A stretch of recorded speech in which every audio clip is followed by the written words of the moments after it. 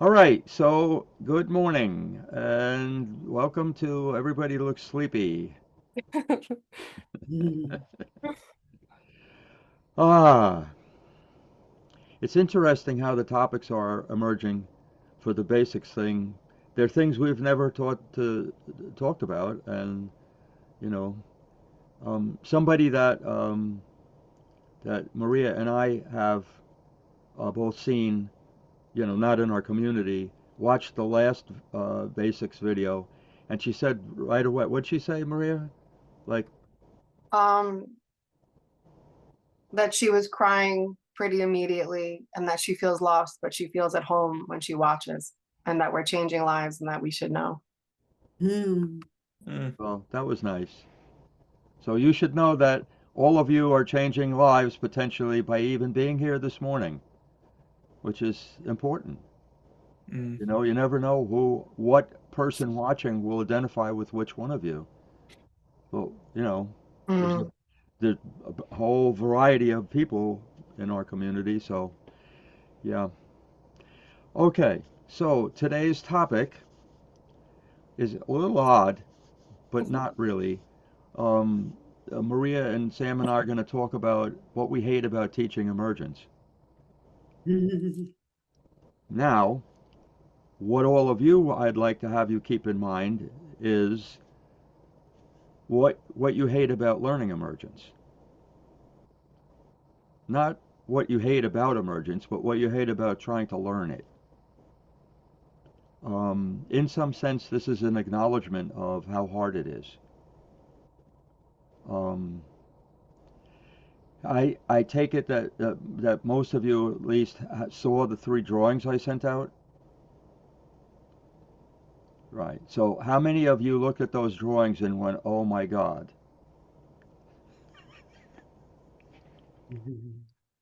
Right. And the background, it was like black on white on, and I was like, wow, that's hard to read. And so that, yeah, it No, deterred me. that's because you didn't open it with something with a white background, like a normal Mm. thing to open it with. I just opened my phone. Okay, I'll have to Oh, on try. your phone. Well, maybe the app that you open it with doesn't, because if I open it on my computer, Hmm. it has a white background from the thing, Okay. like a white page. Anyway, so uh, I want to start with the, not Maria and Sam and I, and ask any of you what's hard about this moment, if anything. We're at the beginning of a chunk of stuff about learning. Any thoughts about already? Is there something that's hard? And if not, not. Like I John, just I yes, go ahead, just Vern. sense that there are times when I'm trying too hard. It's good that you know that, Vern. Hmm. I think that's probably true for all of us, every single one of us, Mm. But yes. What's the trying too hard like? Um, Not being gentle with myself sometimes when I'm uh, sitting with concepts and sitting with what I'm reading, or um, I really hear when you say just let it bake. Um, and I dance between trying and just being with the material in the experience. Yeah, yeah. Anyone else? Tom. I mean, I have like feelings of guilt. Like I missed the first couple of these. I haven't had like a real Saturday in a while. Today's my first real Saturday. Um, I've never met Vern before. Hi, nice to meet you. Mhm. So there's an element of like guarded, unguarded, not sure. Mm. Um, so those things. Yeah. So are you worried, Tom, that any of us will judge you for not having been here? Yeah, me. Oh yeah, I know that guy. Mhm. Uh, anything else? Anybody having um, already the topic sounds boring? Okay. You guys are kind. I Or was gonna say, anybody have an inability to answer that question for real? Mm. There's also a feeling of it's a basics, and I feel like I should know this stuff, but then there's new drawings, and then I'm like, Yeah. Yeah. Tom, the basics thing exists partly because of Vern, because we want to do better about having somebody not come to a retreat and be so lost that it's just hard for all of us, because all of us will try and help and the person will try and keep up, and it's kind of a rough thing. We've never done basics things, you know. So this is the fourth one, and yeah. So something to keep in mind. Remember that this is a basics one, which is going to get posted on both our in the library, but also on the YouTube channel. So think about it when you share personal information, um, etc. And worst case, if there's a slip up, I'll try and edit something. But it's just good to keep in mind that we're making this for public consumption. So yeah, and for us. Anyway, Maria, you ready? I think so. Okay. Not sure if I'll be more ready. Today's the first time I'm really looking at faces. When I watch back, I get the opportunity to really watch faces. So today I'm watching faces a lot, because when you speak, Steve, I often just like lock in on you. But I'm kind of watching faces more right now. And So is watching faces when you teach hard, Maria? Astrid just opened the door and said, "A granola bar." Boogie, just sit, okay, please. Thank you. Right there. No, have her come over and say hello, and then she can get Okay, over. come here, come here. Come say hi to everybody. Aw. Hello. You see Steve? Yeah, you know that face. Hi. Hello. Is that Sam? Yeah.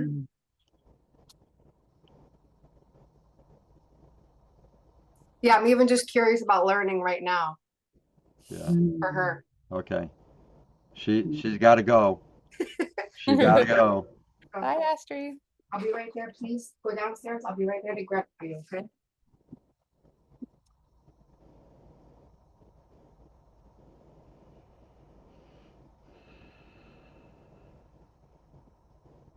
So I was asking if faces, looking at or not looking at faces, is a piece of your something you haven't liked about teaching. Pressure to do it, distraction. Distraction right now. Boogie, I will be there in 1 minute, okay? Thank you. I know. Gina's in the shower right now, not planned, so frustration is like 9 out of 10. Can you repeat it one more time? If looking at faces causes distraction? Yeah, in other words, you commented about this is the first time that you're looking at all the faces. You normally look at me when I'm talking. Is this a piece of something that is not settled yet as a teacher? I mean, yeah, my body says yes. Okay. I think something I'm noticing is like the varying states of mind, or what seems like from my side, the varying states of mind. Yeah. And as a teacher, how to access, like we used to talk about years ago, the group mind. And like when it hasn't become a group mind yet, how do we like, at some point in the sessions it gets there, right? But I'm kind of watching like such different states that I'm like, shit, how do when it's one person in the therapy session, it's Yeah. I kind of meet them, I guess I could say. Like but I meeting, I don't know, 10, 12 different states at one time feels hard. Um, I also have an injury about my teacher being there. I looked at it a while ago, something maybe about my dad teaching me as a kid and watching That over is me that as better? Is that better? no, you're still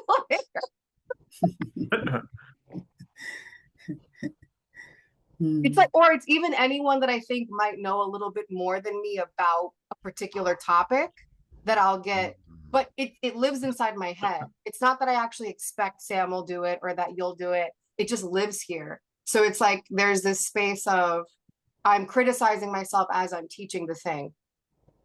Mm. So let me pause as something a little different. Sam, do you scan faces when you're teaching on in a group? No, I don't. I rediscover that they're there.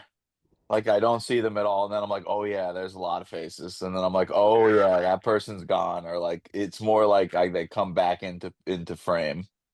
But normally I'm no, that's not my nature to be in the scene or see the face. And so I'm different than both of you because when I'm talking to somebody specifically, I'm looking at them. But when I'm not and other people are talking, I'm scanning, and it isn't a thing that's deliberate. It just happens that I'm looking. Habit. I'm talking about specifically when I speak. If I'm not speaking, I scan for sure. Okay, that But was when I'm that. speaking, I that's the time I lose faces the most. Mhm. Right. And so, Maria, when you're not when you're not speaking to one person, when somebody else is speaking, are you scanning or are you just At times, yeah, but it's definitely more when I'm speaking, like I'll be maybe I'm looking up or maybe I'm just talking to you, Steve, or wherever, you know. Um, but I'm really enjoying seeing the faces right now because I feel like I'm actually learning the person that's in front of me, oh? not like, I don't know, just trying to throw something up in the air and then hope that it's caught. So immediately, I just had an aha. Never thought about it. Like every single time that people get together, there are variations in how they do or don't scan. Mm. I never thought about it. Egocentric. People scan, whatever, but not necessarily, evidently. Yeah. Yeah, and then I just wondered on the opposite of teaching, on the, me having this critic inside of my head teaching, does anybody have that while they're learning? Is there someone in your head saying, you're not going to get this, you're gone, this is too far? Or Clancy, I'm watching your head shake. Sarah, I'm watching the same. Sarah, what happens for you?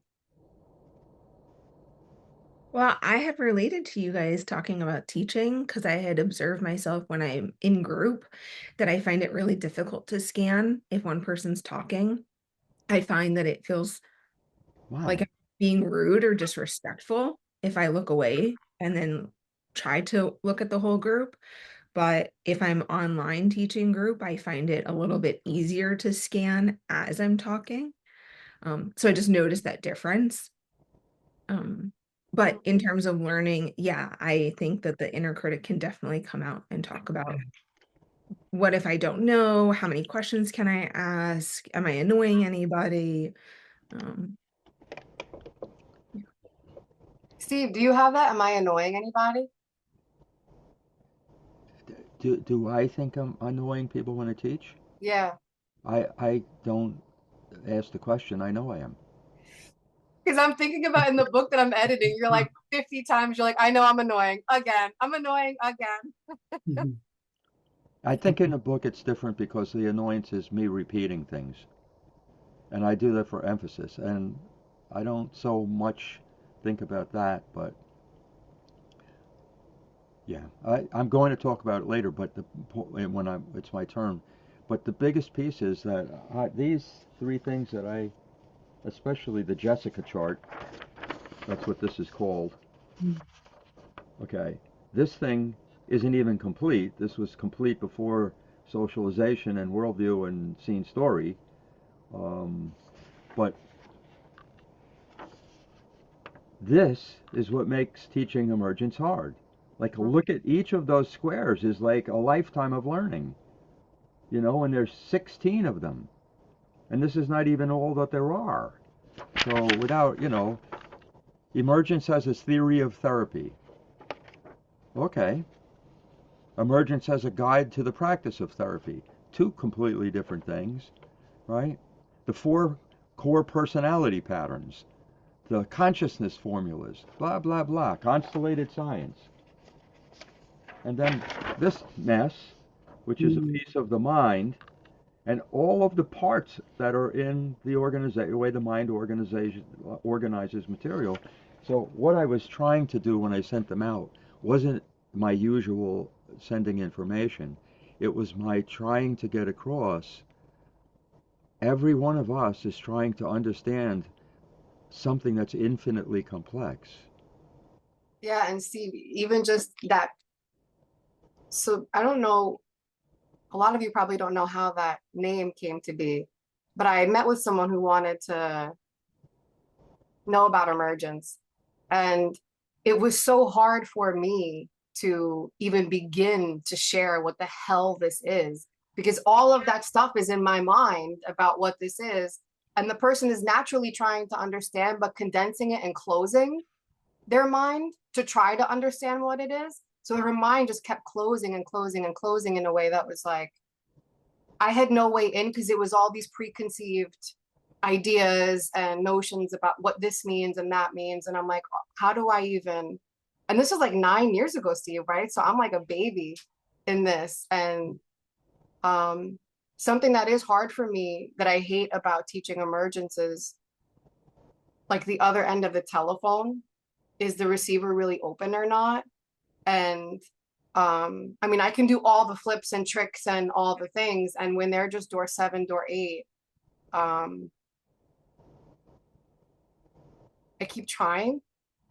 And me and Sam have been talking about this recently where I need to learn more about my limits in that space, thinking I'm some magician and no matter what I can get in. Mm-hmm.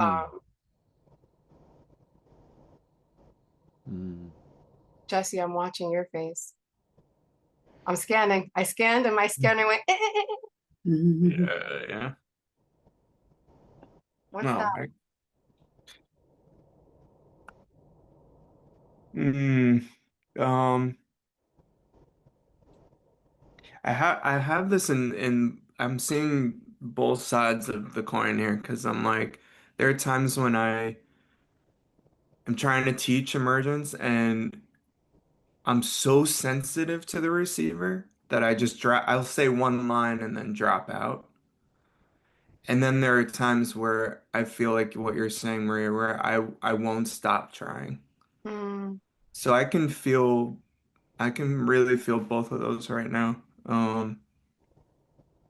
And then I flashed when you were talking about being a baby with emergence. I flashed to my first when I got home like the week after my first retreat, and I'm mm. sitting at the dinner table Trying to eat food. trying to eat food, but trying to teach my dad.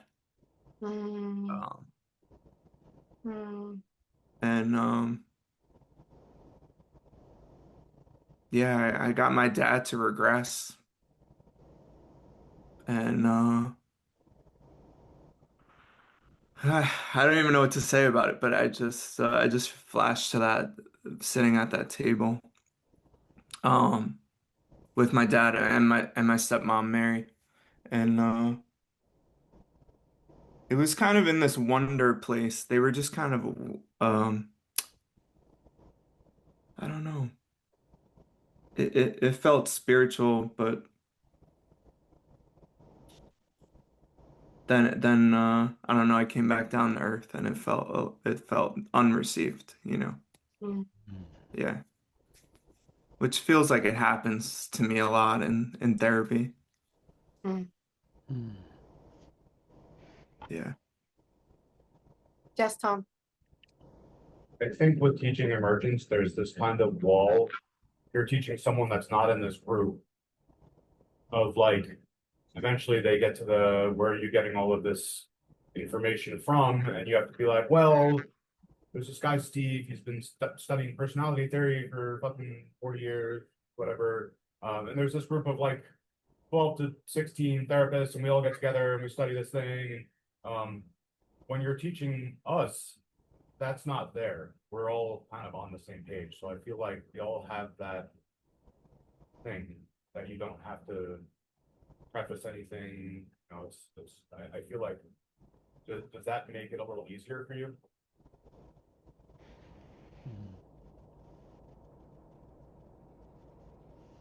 Yes and no, because even though we have like the way some people are arriving today, I'm already on edge.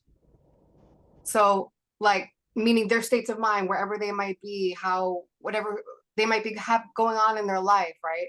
So that's already like I'm assessing just even someone's openness in this moment, regardless of how much they know about emergence.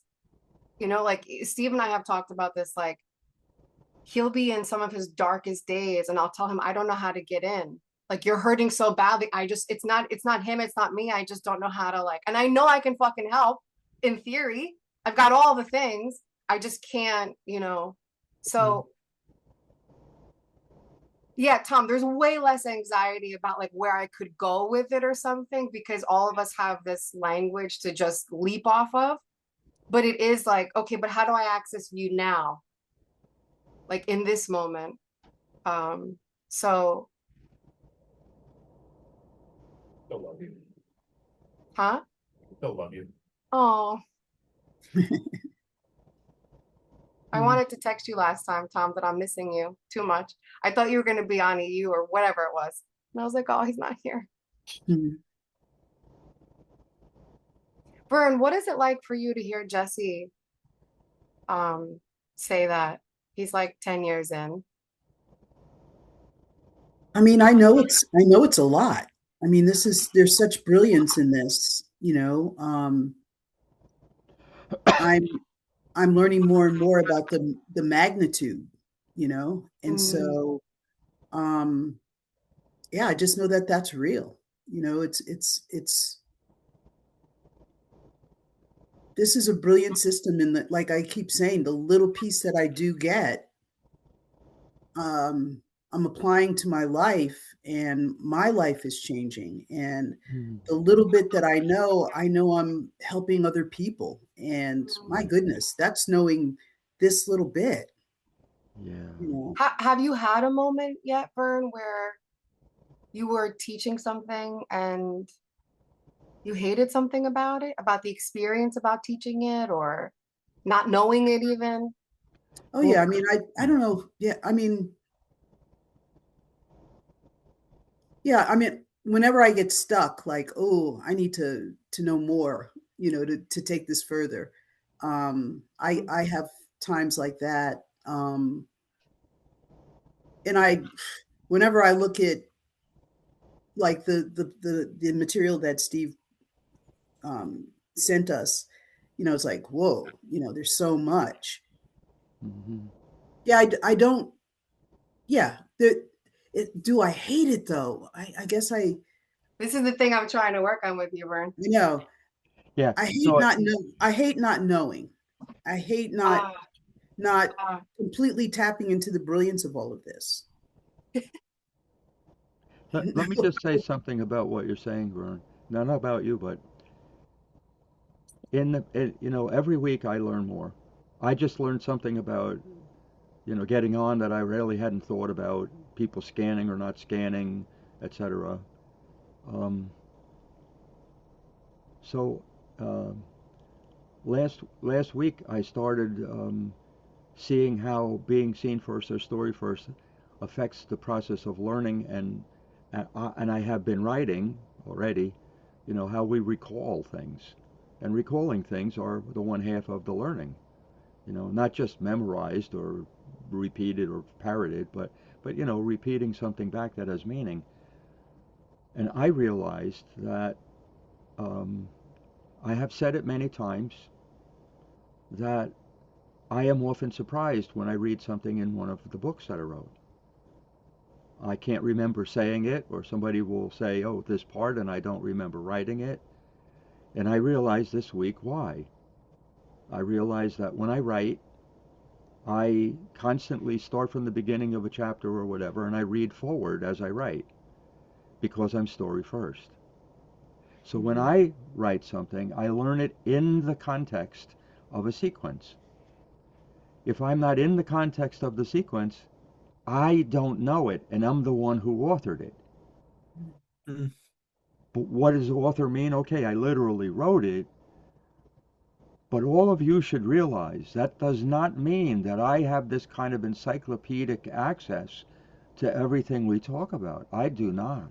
mm, I have a foundation of principles that I can, with the other person, figure out what we're talking about, but I don't remember probably 90% or more of what I've ever written. mm, I just don't. I have to look. That's what the book is for.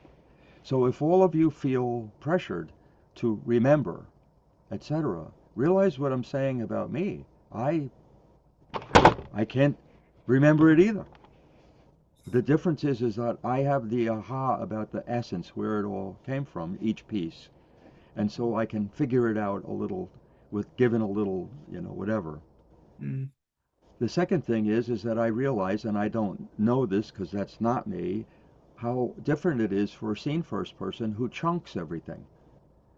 So you take one piece of what you're learning, and but it doesn't get attached necessarily to what came before and what came after. And in emergence, everything is on a path,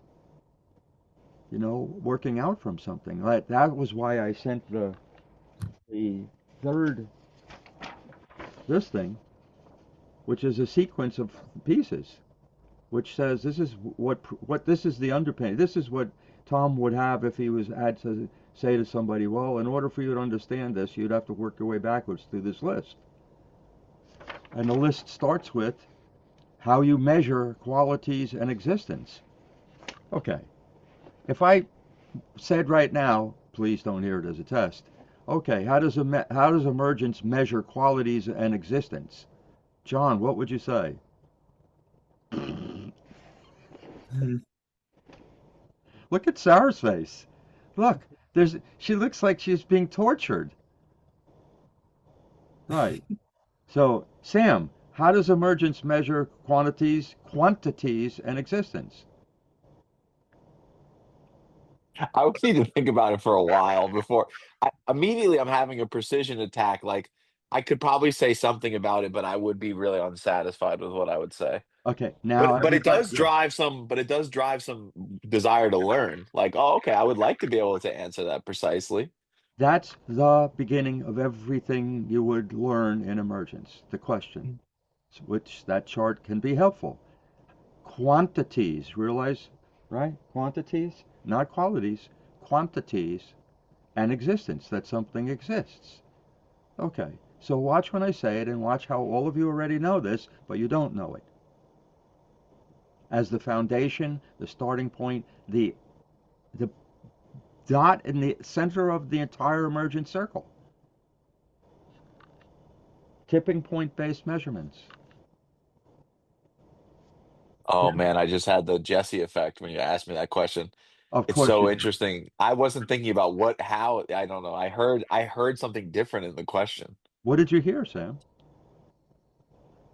I don't know, something more complicated than just, yeah, we measure everything with tipping points is so, But but yeah, I don't but know. I heard something more, I had some school infection, something happening.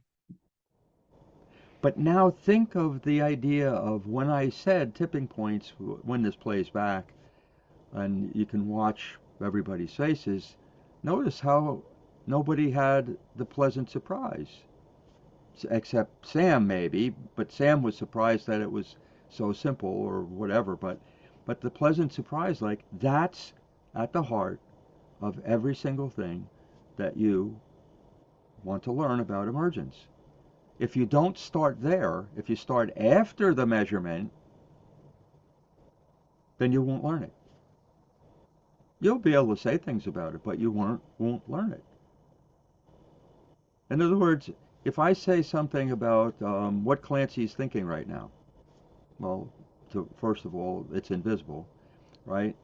But if I say, could you see how her face changed when I paid attention to her? Okay. So now you have the beginning. There was something that was visible in the change. Okay. Tipping points mean that you have something that can change perfectly from here to here. Those are the only things we can measure. The idea that everything starts with a tipping point isn't something to learn as an idea. It's simply that divides what we can know from what we can never know. And without that, you drown. If you have no limit to what you expect from yourself, anyway, let me shut up. Maria? Does anybody raise your hand if you feel unable to learn right now in the past few minutes? If you felt closed, unable to let it come in. Are you okay with sharing, Clance? Yeah, yeah. I think part of it's just being tired. My brain feels offline. I'm like, I want to go to the kitchen and get some caffeine and just like wake up. So there's that part. And then I think I'm in door 8 where I'm like, I Oh, can't learn this, which is so weird because I've been learning this for so long, but I have this experience a lot in groups where I think everyone's smarter than me, and that's happening to me right now. Where oh, like Vern's smarter than me, Tom, everything everyone's saying is like smarter than what I could say. So it's just something that I deal with often, but it's happening right now. Yeah. Maybe it's from being tired. I don't know. Maybe I like went to school and I was exhausted when I was a kid, you know? I don't know. hmm, Hmm. hmm. Look at look at you saying a brilliant thing in the midst of saying. Yeah. Oh my God. Thanks, Sam. Yeah, more than that, Clancy. Do you realize how many people do you think would make a self-observation that clear in no time at all? Instantly. Instantly? You don't even realize when you are brilliant. That's a Yes. part of why you don't know you are. Yeah, I have no sense of that in myself. Sometimes, like right now, yeah. Yeah, okay, good. Yeah. We have evidence that you just did it. Okay, thank you. Yes. On the Recorded video. forever and ever and ever. And everyone can see. We're all gonna clip it and send it to you. Hmm. Thanks, guys. Eric or Tom. Eric, did you raise your hand? Yeah, I was gonna say, Clance, I think you made me feel like okay because I realize I know even less than nothing at this point. Um, and I'm okay with it. I'm just glad to be here right now, you Oh, know. I wasn't yeah. sure if I would be here. And then the doctor called, our dog might be coming home, so I'm just like I'm in that scene, but I'm in this scene too, and I'm willing to Hmm. pick it up wherever I get it picked up from. Hmm. Sarah, I think you raised your hand. I did. Because when you initially asked, I was like, oh, it has to do something with urges. So I think I went into door 7 thinking, oh, maybe I know, right? And then it makes me a little emotional because he was like, oh, it's just tipping points. And then my immediate thought is like, I don't even know what? Like, what is even a tipping point? How do I even like know what that is? So then I immediately go into sort of the Clance thing where it's like, I don't know anything. Yeah. Hmm. What you feel right now, Sarah, I've had 40 years of. But people don't see it because I'm struggling to figure the thing out off stage. But that pain that you have, I have. I have it Hmm. right now about writing about the birth separation moment in the part of the chapter I'm writing. And I've gone there like every day for a week now and I wrote something and then I go, it's shit and no, this is not right. And I really, I just keep trying and trying, trying. But half the time I can't go any further. I'm lost. And that same pain that you have. What I don't have, I think, is that I believe that I can figure it out if I stay long enough. And that's because it just has happened. But I also know that if I talk to all of you, like these kinds of, like the basic seminar, that what changes is that I see differences in us and samenesses in us And I learn from that about the thing that I'm currently stuck on. I learn, you know, like seeing Clancy do that thing a moment ago where she has an insight about herself that's probably Mhm. very accurate in no time at all. I wish every one of my relationships in my life was like that. Mm. I really wish that. And when I am in most relationships, they don't have that, and I feel alone. And I'm sure, Clancy, you feel alone when you're in door number 8. Yes. And I feel alone too with what you're talking about with the lack of the personal Yeah, connection. Yeah. and it's growing worse as our community learns more. Mhm. You know, the separateness between what we are with each other and what we are with others outside of this is very painful. Yeah. Anyway, Maria, I'm sorry I keep doing this. Tom? Curious if that whole quadrant, the doors 7 and 8, is just a very lonely thing. Tom, your audio, I don't know if there's an external mic or something, but it sounds like you're like in the other room. My laptop is over here. Okay. My screen is over here. Okay. Um, It did get a little bit better when you went like that, but can you say it again? I was wondering if that whole quadrant of door 7 and 8 is just a very lonely quadrant. I know when Sam thinks he's alone, or when Sam thinks he knows something, he's alone. And I know when I think I can't know something, I'm alone. So Uh, it was as if you literally went to the quadrant on your screen, Tom. You were just in the lower right quadrant of your screen. Yeah, Tom, it's really hard for me on the other side, especially especially on the other side of someone like Sam. When he's in that space, um yeah, I don't think I see the limit. I don't think I see what's there, and the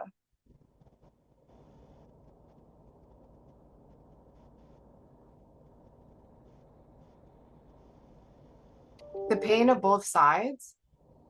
I think a lot of my focus is on the other person's pain and that they're alone, but not that, I'm alone trying to help or something. And Mm. because I'm even thinking of the teaching, Tom's gone. Oh, I'm thinking of the teaching as like, just trying to show someone something, not even like in a formal sense, but I'm trying to have you see something that maybe you don't see right now. And gosh, my parents just came up. I mean, just trying to have people that you love see something that you can't connect on.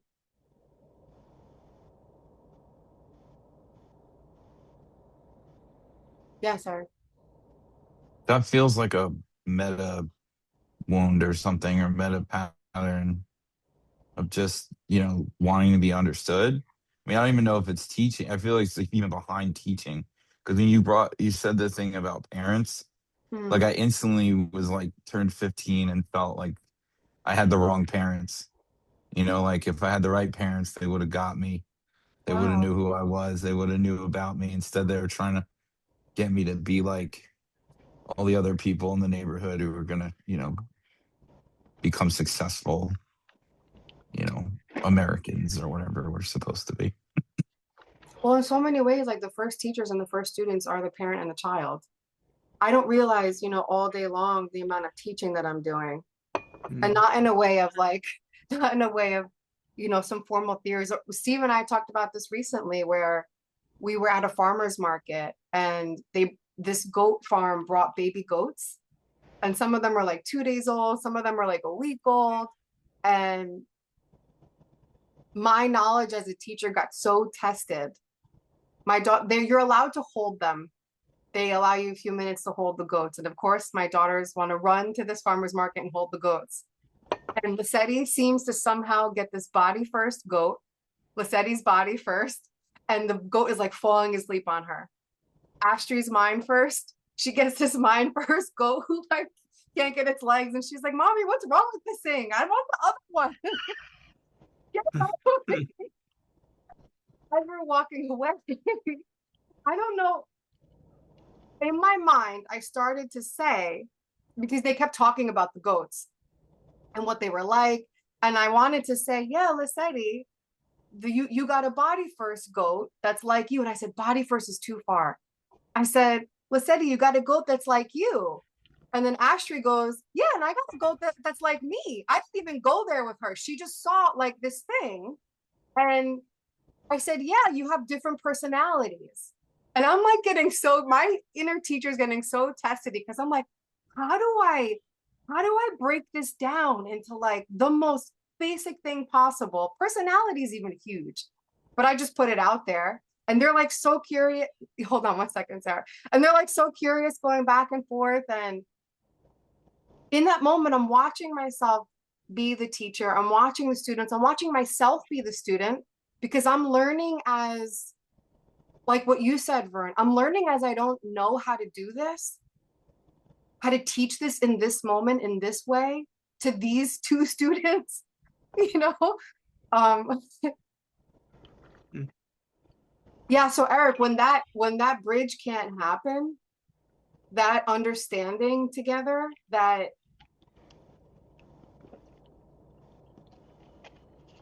Eric, even if I don't understand the toy that my girls are looking for, I don't know the toy that they're looking for. I can't learn what they mean right now. There's like a break in my heart. There's a break in the connection. Sarah, I'm getting urgent about you.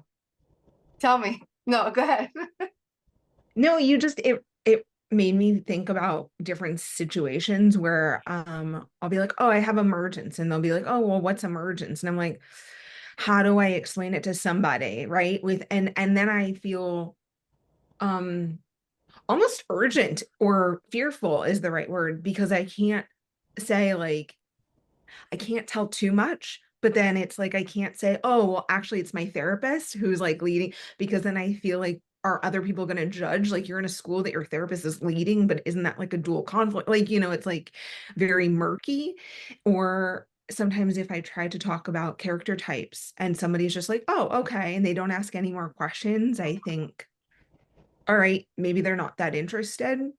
Where I was in group, it's probably like 2 weeks ago, give or take, maybe a lot longer. And I realized that somebody was in group is probably body first, and nobody is like said that, but like their drug of choice is a stimulant. And it's like, how do I even say that to that person, which I never did, but how do I describe that I think I know a little bit more about you? And yet I I've tried to describe it in group at a certain point where it's like certain people process things differently. They process more with their body than their mind without saying body first versus mind first. So yeah, it's really tricky because you don't know who's going to be receptive, whether they're going to look at you funny, why are you in a school? What kind of school is it? Is it even a real school? Like, Wow. yeah, there's a lot of, like, I have a desire to teach people about it, but you also have to read the other person as best as I can,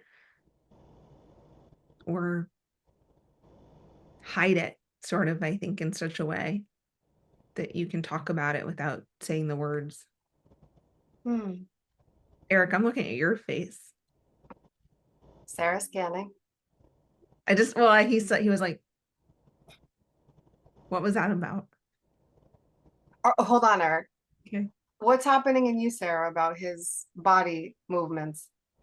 Yeah, we've definitely had this in like sponsor group We before. did an entire sponsor group on Sarah's relationships to Eric's face. To Eric's movements? It's so true. It's so true. And do you not know what's happening in him? I want to say I make up a story in my head that he's disagreeing with me. Okay, so Sarah, for 5 minutes, we're gonna clock it.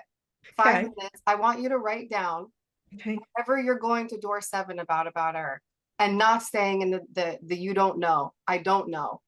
I don't know. I don't know. Just keep writing it down, okay? 10:55. Okay.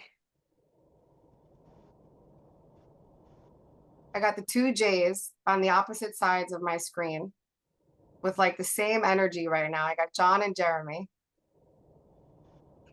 Like this. Are you okay, John? Define okay. I know that's such a hard one. I did that with a fucking Yeah. couple yesterday. Okay. Okay. Okay means you look stressed. Is there anything that's immediately pressing that's going to explode in your kitchen? Hmm. Um, no, I just hate that I'm gonna have to log off in 10 minutes. Like that's the thing is, Steve and I met on Wednesday and I was just having so much anxiety about missing.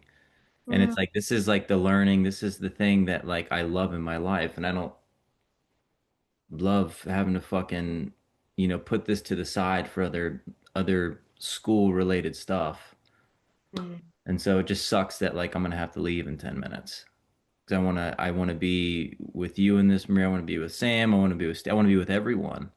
mm. Like this is important to me. So like I mean, I started off the group with that in my mind. And yeah, I'm just in it. There's that. But I also feel I'm feeling like connected to people in the room right now. Like yeah, I've just been doing a lot of wound hunting this week, especially on like, and I was talking to Clance a bunch with this week. I'm like obsessed with teaching, but being in a group can be very difficult for me. And As a teacher or the student? as a student, and I love learning. It's just being in a position to where someone is just going to call on me. And I discovered some wounds about that because it's like I mean even when Steve called on me earlier, like I smiled because I had a picture that came into my mind with what you said. And, I immediately pictured the map, which maps quantities and qualities. And so, like, when you That's asked that yeah. question, that thing that was in my mind, but then there was the insecurity about looking like a know-it-all or having it. So it's almost at times I have this, like, wanting to make myself smaller when I Yeah, actually have a it's picture for what something is happening. But a big piece is the wording to have it right, and that's part of the injury. John, please go back when you rewatch this to minute 51. I hope that when you hear me call on you, you gain so much because I think that you totally missed me loving you in my question. And it wasn't really even a, a request for a response. Mm, And you went to define okay, like the precision about the meaning of the thing, right? And that's like part it, of the try wound. try to hear the tone of my voice. It was as if like I'm like my girls are crying and I'm like asking, are you okay? Like Hmm. my heart is hurting. I see that you're hurting kind of thing. Yeah. So yeah, and I appreciate that, like just differentiating that. But I'm just being honest. Like I've had a wound around this, and that's been talk about the thing that you hate about emergence or like learning emergence is moving through my fucking wounds. Like it's like there's so Mm. many instances where I'm teaching or I'm with one person or a small Mm. group, and we're just casually talking about emergence, and I'm in it. And then certain settings to where it just sets the wound off and John is fucking gone. Y'all are gone. Hmm. And that hurts. That is so it's painful for me because I feel it's like obviously if anyone were to know this person is reliving like they are reliving something, this would be the space. But when I'm in the 3 to 5 seconds, it's like I don't see that. And it's really painful. Oh, And John, and it was painful for me on the other side when you missed me. When I could see that it went to the okay thing, right? And I watched my tunish just go with you about the precision of the words. But I so just missed a moment where like maybe you just looked at me and said nothing and just saw, like just a seeing, where I was just, I don't know, mhm. in the pain with you. That wound thing is like, there's like zero, there's not a blame thing. It's just like a fucking, oh my God, like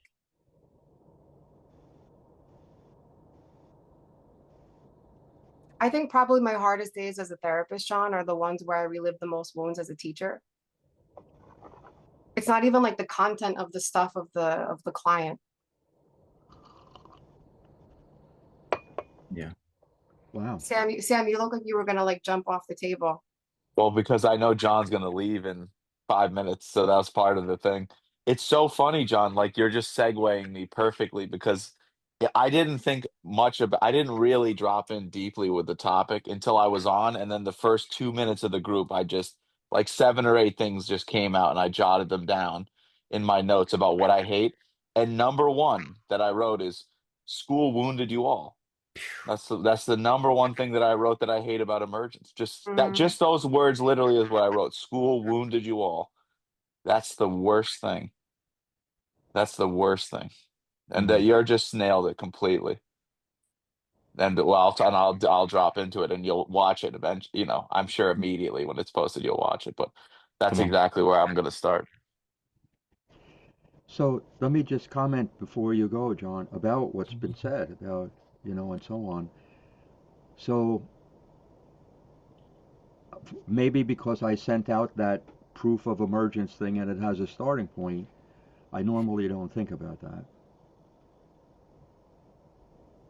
And when I have taught that before, it's like me saying, okay, um, you need gas for your car, you're in an area that you don't know. Okay.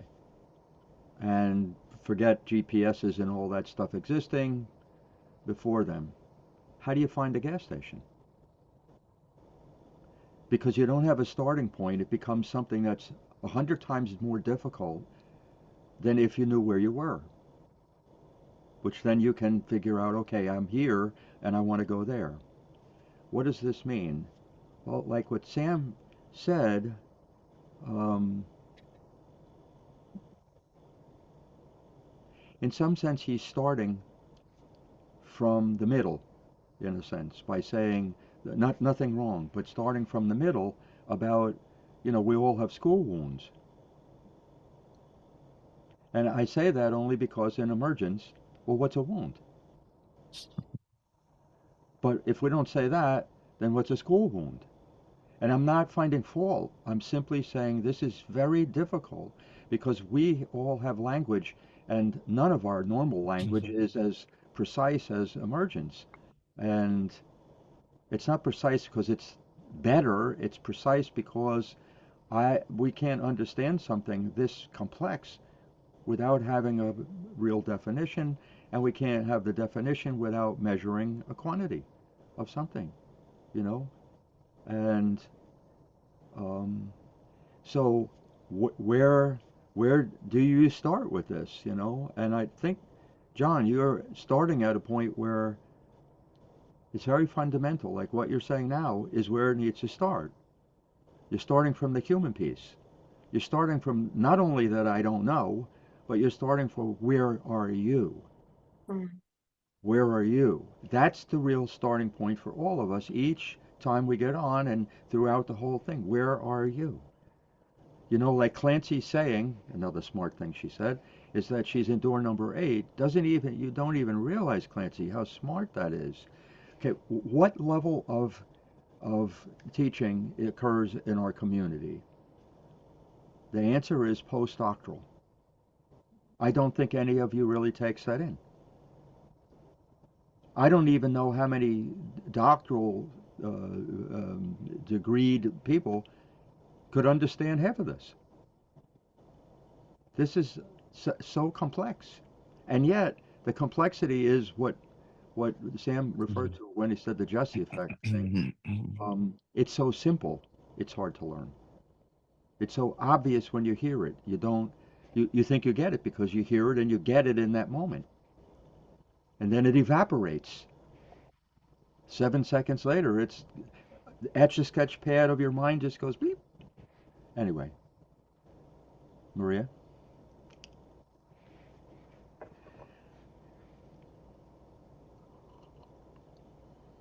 Anybody hurting and any not knowing right now?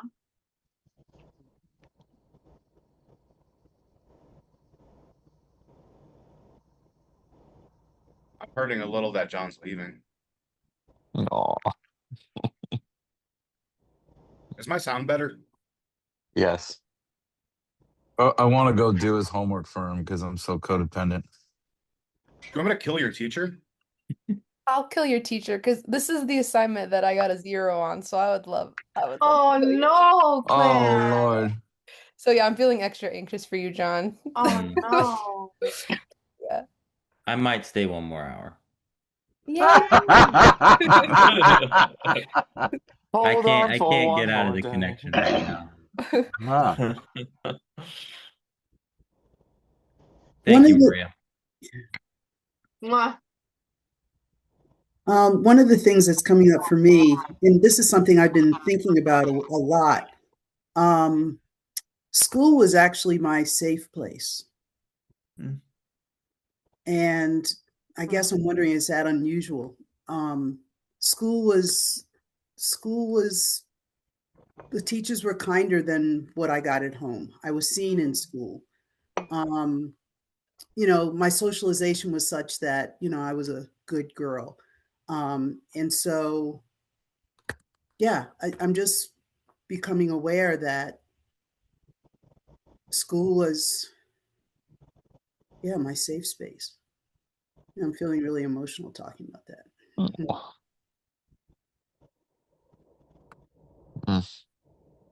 Do you feel that way here, Vern? Um, I do, you know, I feel just so in it when I'm in this, basic class. Um, yeah, it's the being the new kid makes it a little difficult. Mm. Again, I want to know more than I do, um, but I know a lot, just because of life, and so yeah, it's just interesting because I know a lot of people do. Not that I don't have school wounds. There are school wounds, but there were far less school wounds than home wounds. Mm. Mhm. Yeah. Snido, it's 11. Do you want to take it from here? Sure. Because we're already there. Yeah, yeah. You mean in the school ones or the school? Yeah. Yeah. Both. Yeah, that's fun. Yeah, I mean, I will do something that I don't, well, yeah, I'm thinking about, of course, I'm gonna start with my own school wounds that I've literally relived since we got on, or that have come into my mind spontaneously. And the first one is in third grade. I remember we were learning spelling, and the nature of the thing was we were given a set of words. We go home, and you have to take a spelling test, and I would just fail every time. I mean, I really wanted to understand, like, spelling itself. Like, it was very strange to me how people were able to, like, hear the sounds and come up with the words. But I remember my teacher said that this is what I remember, is that she said I would never learn to spell. I was so bad at it. Oh shit. Yeah, it was really that's in my memory, that's what was said.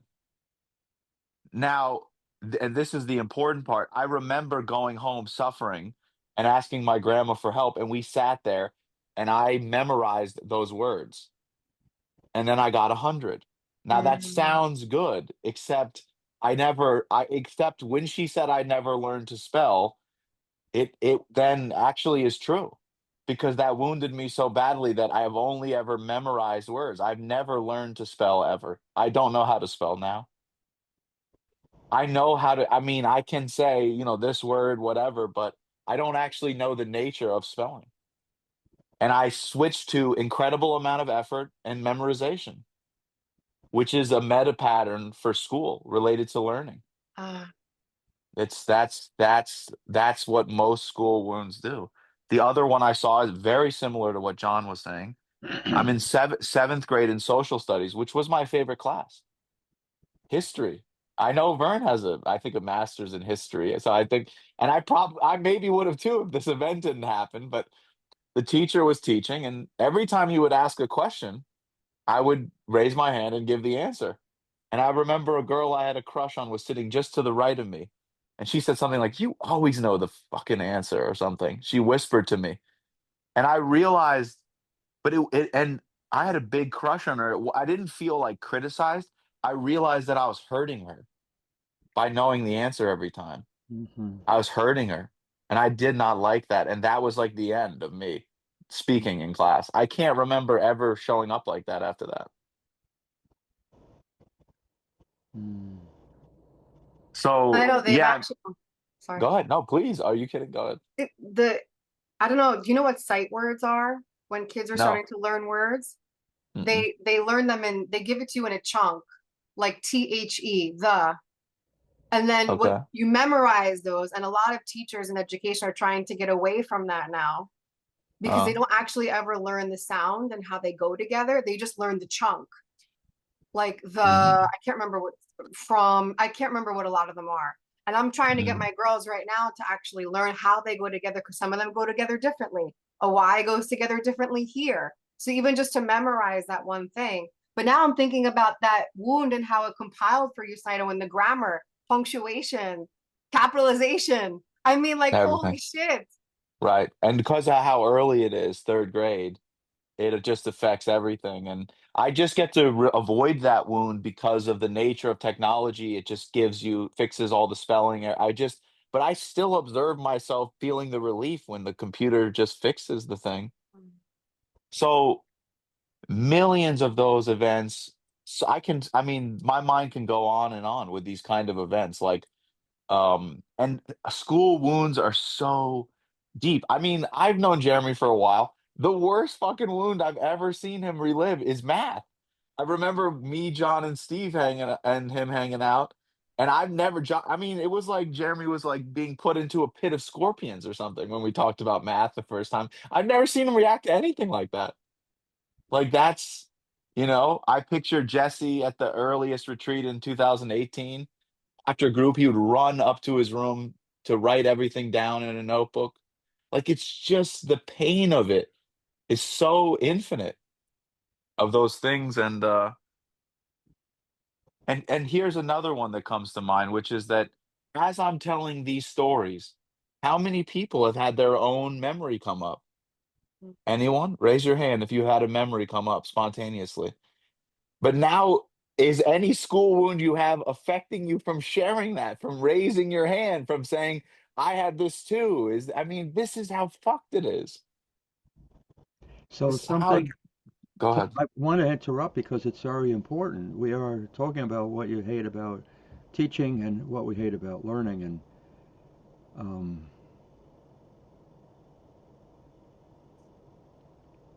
it's a very sad story that you're saying about the spelling, Sam. I agree. It's so sad, largely because you give a perfect example of how you were taught what not learning is.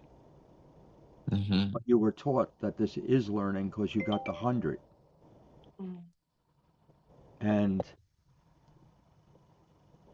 I mean, think of what that means about that we are all taught that memorizing is learning. And passing a test and getting 100 means we're smart. Yeah, you pushing into this, Steve. I really, in some ways, was avoiding the most painful part of that story, which is that I never again felt safe to just fuck it up. I never felt safe to just say, I'm lost. Can you just teach me the most rudimentary thing about this? I just never again in my whole life until emergence did I ever feel safe to be dumb or I mean, not even dumb, just not know. I have a memory from when I still taught at my office in the group room and running groups, and I'm in the front of the room, and I hadn't thought of this in years, and I am writing on a big white pad in front of the room, and I know I'm going to misspell half the shit I write, and I'm laughing. I'm going, I really, I'm a bad fucking speller, so forgive me, and I just continue to write. It's not that it doesn't bother me at all, but it in some way half of it has healed. Yeah. I am bad at spelling, Sam. I am horrific at spelling. You hear that? I have Yep. 165 IQ, which is like 55 points over normal, right? And I can't fucking spell. but I can't fucking spell. So what? Does that mean that there's nothing valuable about me, or I'm going to fail in your eyes? No, you know what the truth, you know why? Oh, I could sob. Do you know why this is okay with me? Is because my acknowledging that I can't spell means you're more comfortable with me. If I was That's perfect true. at it, then that would be yet another goddamn thing that all of Yes. you are intimidated by about me, or you're not as good as me in your mind, or something like that.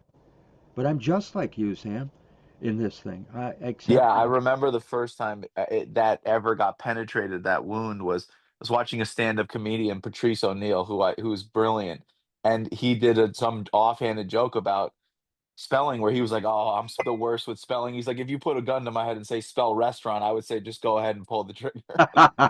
And I felt so much better. That joke just stayed with me for like weeks. I felt so much better that he made that joke. I felt so much less alone in the world. It's really stayed with me. Sam, Eric, I'm wondering if part of why it's so fucked is because there's really not a fractal pattern to spelling. It's more like it's like mm, a disaster. And the only real fractal you could even access would be that they came from somewhere. Right? The words all come from somewhere, and that's why we usually look up where they come from to really understand them. And I mm, learned that here in Emergence more so than anywhere else. And so school, most of the things school is trying to get you to do have to be memorized because there's no fundamental pattern, maybe underlying it in a way. I don't know. That's just well, what you hit don't me know. when I you don't know. said that. I certainly don't know it. and you know what I would say about that, Eric, and this is really just spot on as this unfolds. The things in school have value, but they never start from someplace. You're just told them in midair, so you don't, no one tells people that you have to memorize the timetables because the operation itself is invisible. I made that discovery when I made a map, and it took me 2 years to make that. That's the starting point for multiplication. If you don't know that there is no way to tell the difference visually between 2 plus 2 and 2 times 2, because the answer is the same, if you don't know that, and you're not told that, then you just get angry at having to fucking blindly memorize 100 things in this big 10 by 10 grid. I remember being mad about it. But this is true for almost everything in school, which I just had the aha that most of all of you will start from where I'm at and won't say where does that come from? Where, not why, but where did you start to get that? Mm. If you don't have where do you start, then you have no foundation and forever you feel unsure. And like what Tom was saying, and how do you explain it to somebody? Where do you start? Yes. Mm. Yeah, and once everyone raising their hand saying they had memories spontaneously come to them, it just again wrecks me about we're in this class and there's just talk about being what do you hate about teaching emergence that everyone's going to silently relive a million wounds. I mean, John mentioned one wound that he relived, but everyone else, I mean, God only knows. And that's what you're up against. I mean, even not even teaching emergence, teaching fucking anything. You're up against that. Every teacher's up against that, and so I think it's nice to talk about it out loud because it's giving me some grace and empathy for myself of like, how can you compete with a million invisible barriers? And then the people, I mean, John is somebody that actually Clancy or all these people know they're reliving and actually can say other people will just be like, you're a bad teacher. I mean, they'll just turn it on you or they'll hate themselves and they won't even say anything about either of those. Um, yeah, and then out of left field, I just want to go to Jesse. The hurting meter for Jesse is starting to get Oh to a my point God. where it's just the two-ness in me. No, I just got a lot of things swirling around. Any scenes from school Yeah, swirling? I actually I had this one memory pop of I was in 10th grade, so I was like 15, and it was English class, and we were reading about The Lord of the Flies, Mhm. and I didn't do the reading, and I didn't do the reading, and my teacher was doing this uh, experiential thing about the book where she asked me to go do an errand for her. And so I left the room, went downstairs for a while. I came back in, and she had told the whole class to start making up shit that happened in the book to see if I would Oh, go with it. And so I did, and I was like piecing together things and just saying, yeah, that part of the book, blah, blah, blah. And then it just all at the end, it was like everything was just made up. And fucking that stayed with me. I mean, that's 23 years ago. I Mm. I felt like such an idiot. I felt Jesse, tricked. Jesse, how many times do you think people in this community are making up guesses about what they think I'm asking for? Do you think there's a single person on the screen right now that fucking doesn't do that 100 times in every group? You think you're unique? That is shitty, and that teacher should be executed right on the spot. Head cut off, the head turned into a bowling ball with two fucking the eyes out, and there's your holes to throw it. Okay, let me stop. Oh, yeah. Oh man. Oh, buddy. You could crush their head like a rock with like Piggy from Oh, here we Lord of the go. Flies. Yeah. Oof. Yeah. Mm. Yeah, but I wonder how much I hold in or like I'm thinking of you, Stephen, and just saying guess. Just throw it out there. Just, like a little kid, just raise your hand and, whatever, or just even not even raise your hand. And I wonder how much that stayed with me thinking about it now. Yeah. Mm. But then the other thing too, Steve, you're talking about um, with knowing where things come from. I mean, I've been thinking about that with words and talking to Maria about that and with the etymology. And man, I never even thought to ask that.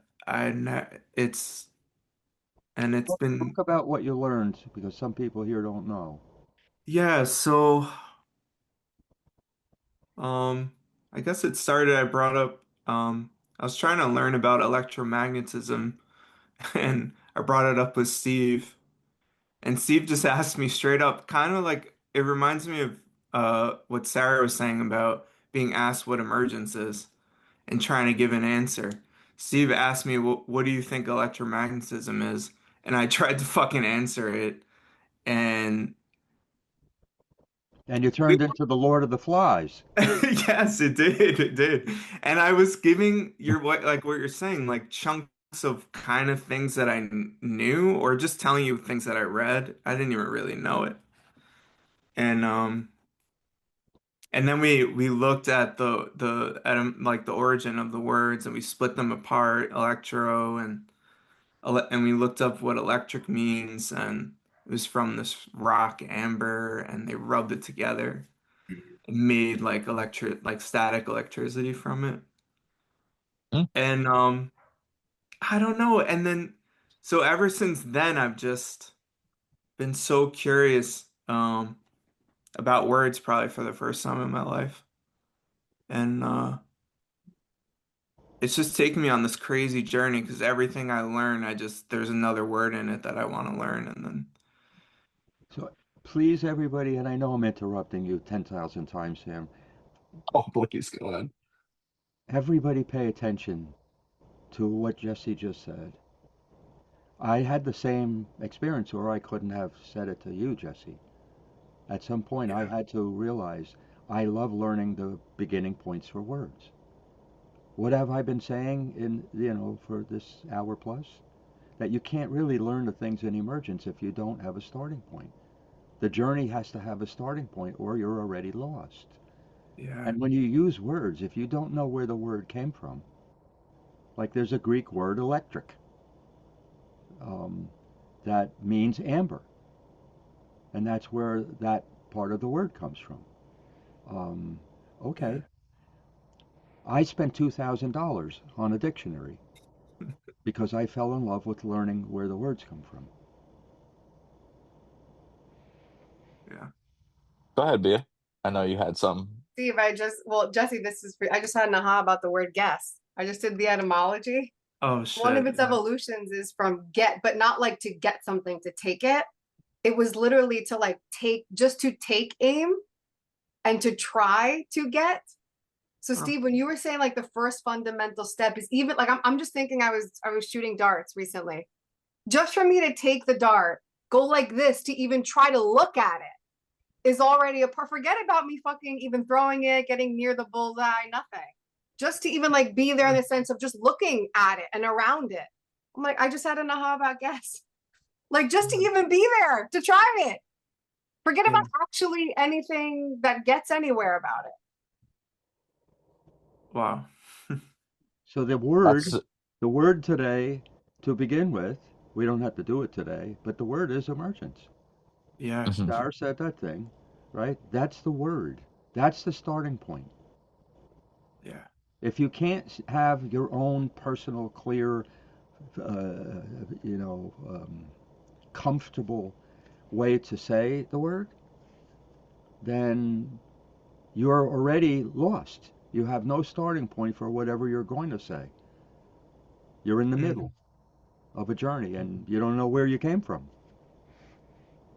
Anyway, that's uh that's a good segue because I have to. This just came into my mind, but now that we're talking about this, I have to do the two that are one that, okay, I've described this state of the horror and how what makes it hard to learn. But then Jesse's perfectly depicting the state that is like optimal, him related to the words. But this is another thing that I hate about teaching emergence is like, how do you get somebody not with a specific topic, but in general, to go back into the state of mind, which the word we use is pre-learning, or a child's state of mind. Like Mm. immediately you have to ask, okay, well, I'm all banged up from learning. Go ahead, bub. Oh, you're waving goodbye to I John. was waving at Athena because she just Oh, popped on. Athena, I didn't even see Yeah. you. Hi, Athena. Sorry. No, you're totally fine. Um, yeah, so I was thinking about this book I read or listened to on audiobook a long time ago. It was about child development, and it was saying something that Steve has certainly said, which is that children are by far the best learners in the world. They learn like I can't remember the times amount faster, but their ability to learn is a million times more. All these interesting things, like they look at things for 7 times longer than adults do. Like I was thinking about that when Maria was saying she was looking at the faces, same You see thing, how Astrid was just like this? just looking. Yeah. I mean, they look at things for 7 times longer. I mean, according to that research. think That's about why, incredible. Sam, but think about why and not their nature and yes and all that other stuff, but think about why. The younger the child, the less likely they are to try and spend any time memorizing. Therefore, their minds have all the space and time to take in. They're not there going looking, and then they're spending like 99% of the time trying to make a memory. Yeah, like I just bought it like a some kind of printer thing, and it's like I just want to get to the end of knowing how to use it immediately. But kids don't do that. They'll just pick up a remote and be like, they're not going anywhere with it. They're just literally learning every aspect of it so beautifully. But how the hell do you teach that to anybody? I mean, I'm trying right now, literally, but it's like, I feel like when I get into that state, it's like, oh, I'm amazed that I'm there, but I don't like live in that by any means. I feel like I know about it and I battle to go, but most of the time I'm reliving all manner of shit, you know, all manner of. Go ahead, Tom. Yeah, I was just two things came to mind. One, what Steve was saying was the multiplication table for into adulthood, where I'm like, I see like, you know, 6 times 7, and I'm like, I get that anxiety, and also reading a clock was fucking brutal for me. I remember they had these clocks, and they would move the hands, and they were like little cardboard mock clocks or whatever. And I just remember feeling fear that I didn't know something, but not just that, not just like the teacher being upset, but also like feeling like I might be judged by my classmates because they all seemed to know it and I didn't know it.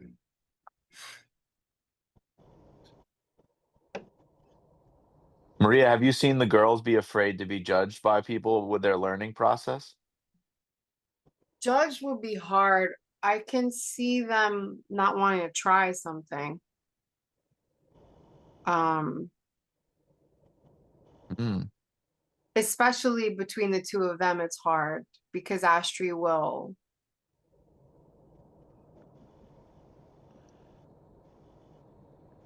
Lissetti will be trying to sound out a word, and we both have a book. Everyone is looking at the same book. We're like in a little trio reading the book, and Astrid will just yell out the word. So Lissetti will go, oh. And then again, Astrid will do it again. Excitedly, she's just like, oh, it's this, it's this. And I'm Yeah, trying like to, me in the social studies yeah, class or same thing. whatever. And then Lissetti will like, she'll just like kind of like recoil, and I can see it like that. Um, and that's really hard for me because I'm like divided. I want to like share Ashley's excitement, and I want to hold her back, and I want to like help Lissetti. Um, That's a painful thing about teaching what you're saying. That's like down to the bones. Like there's not even a solution to that. That's like at the core of it. Steve, you must feel that thing all the time, what mm, Maria's saying, I'm where there's telling you, like, I could cry right yeah, now. Because, but think of what we're the thing that's emerging as a kind of the core idea today is that we must have a starting point. Otherwise, the learning is built on quicksand. And I don't have a starting point for solving what Maria is saying. And me I neither. love I have I no love idea. these girls. And it's just when I think of Lucetti suffering like that, look, I can't help but just well up with tears. Like, you know, yeah.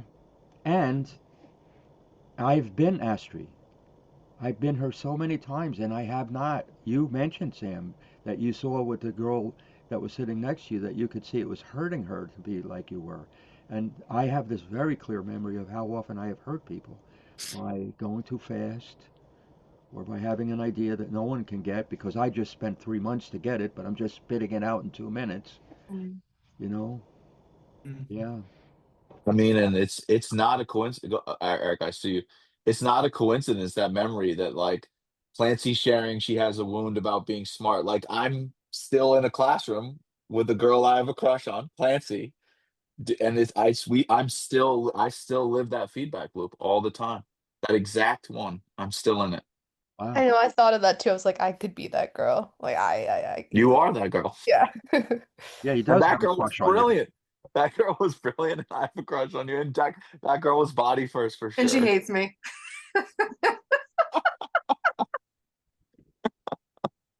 Oh, that's so funny. Eric, go ahead. I'm curious what you got. Sorry if it's so. Yeah.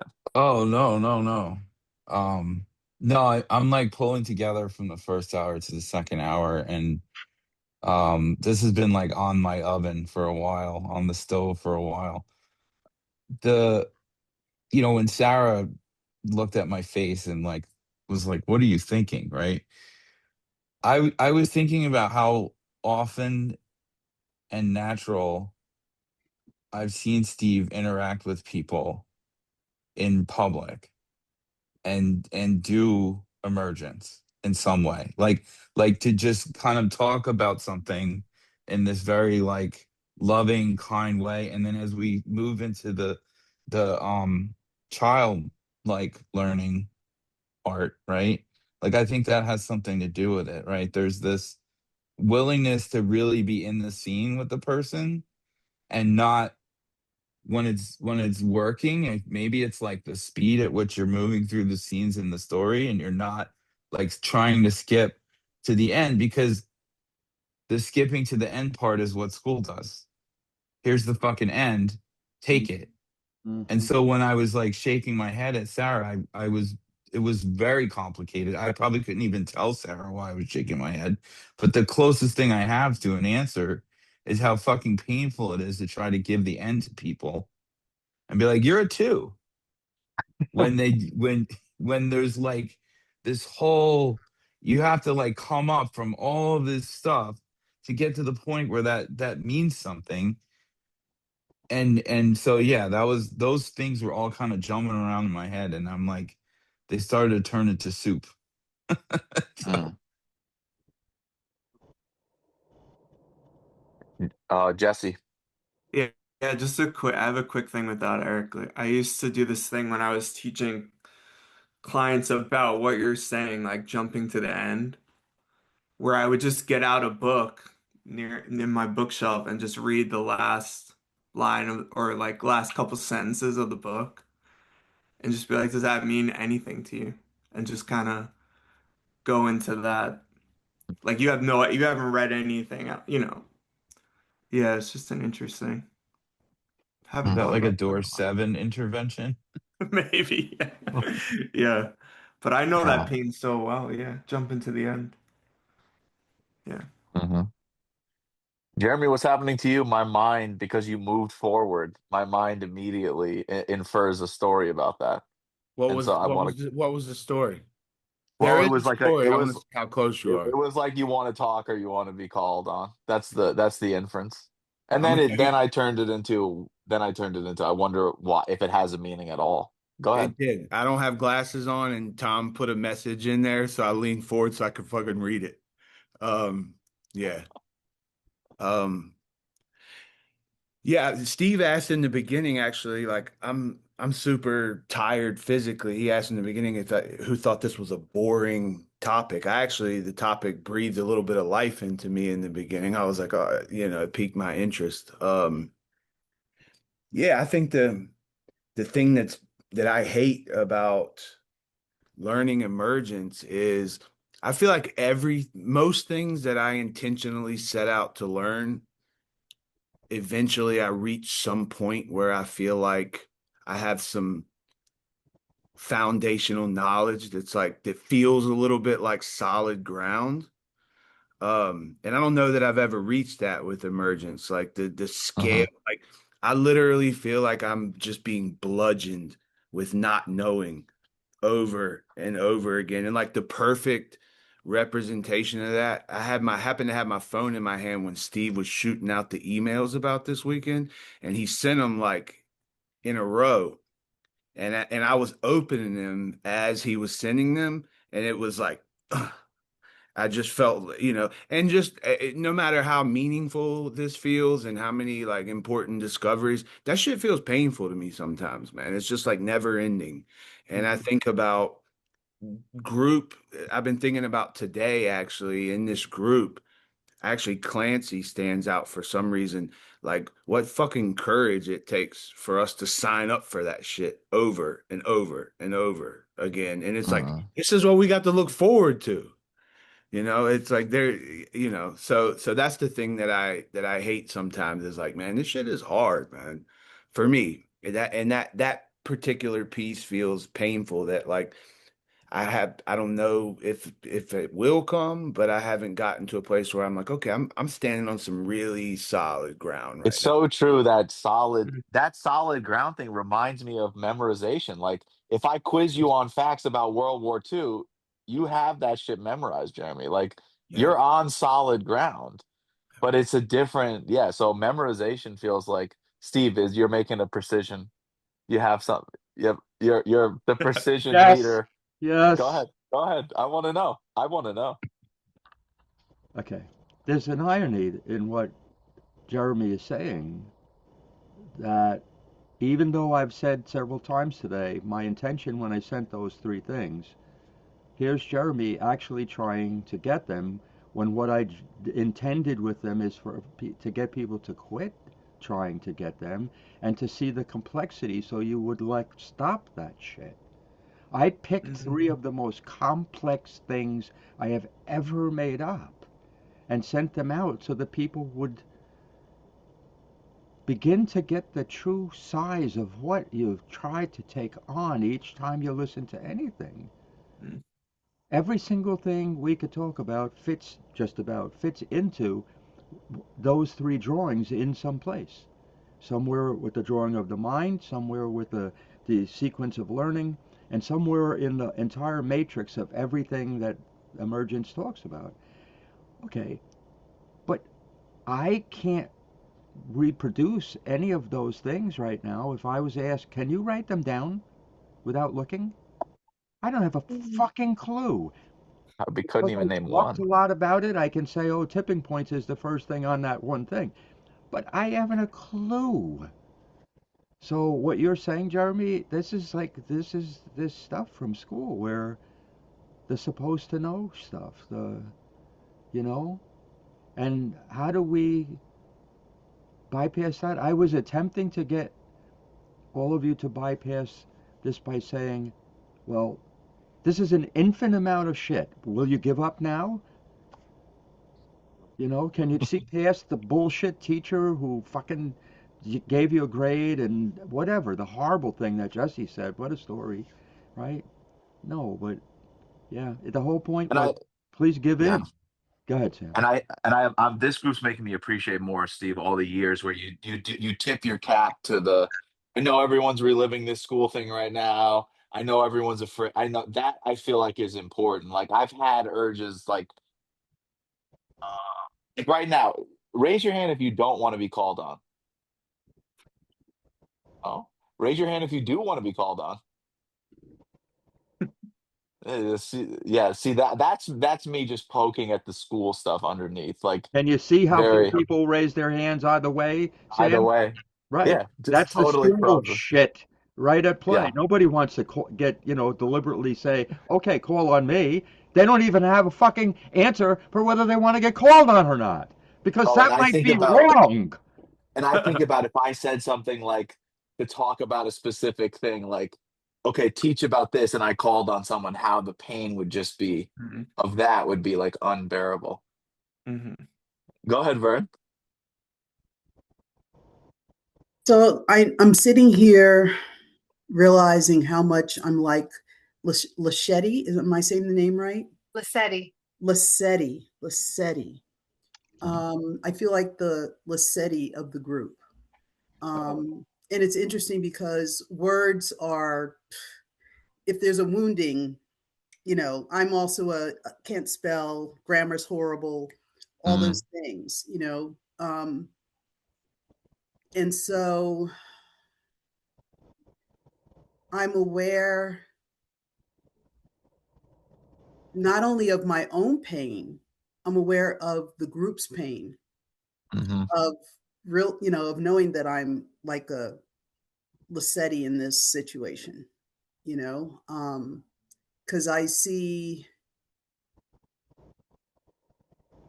how I see your pain, Maria, in being the one teaching me, and where to mm, begin. And we get so excited being with each other. It's like, you know, where the heck do we go? Um,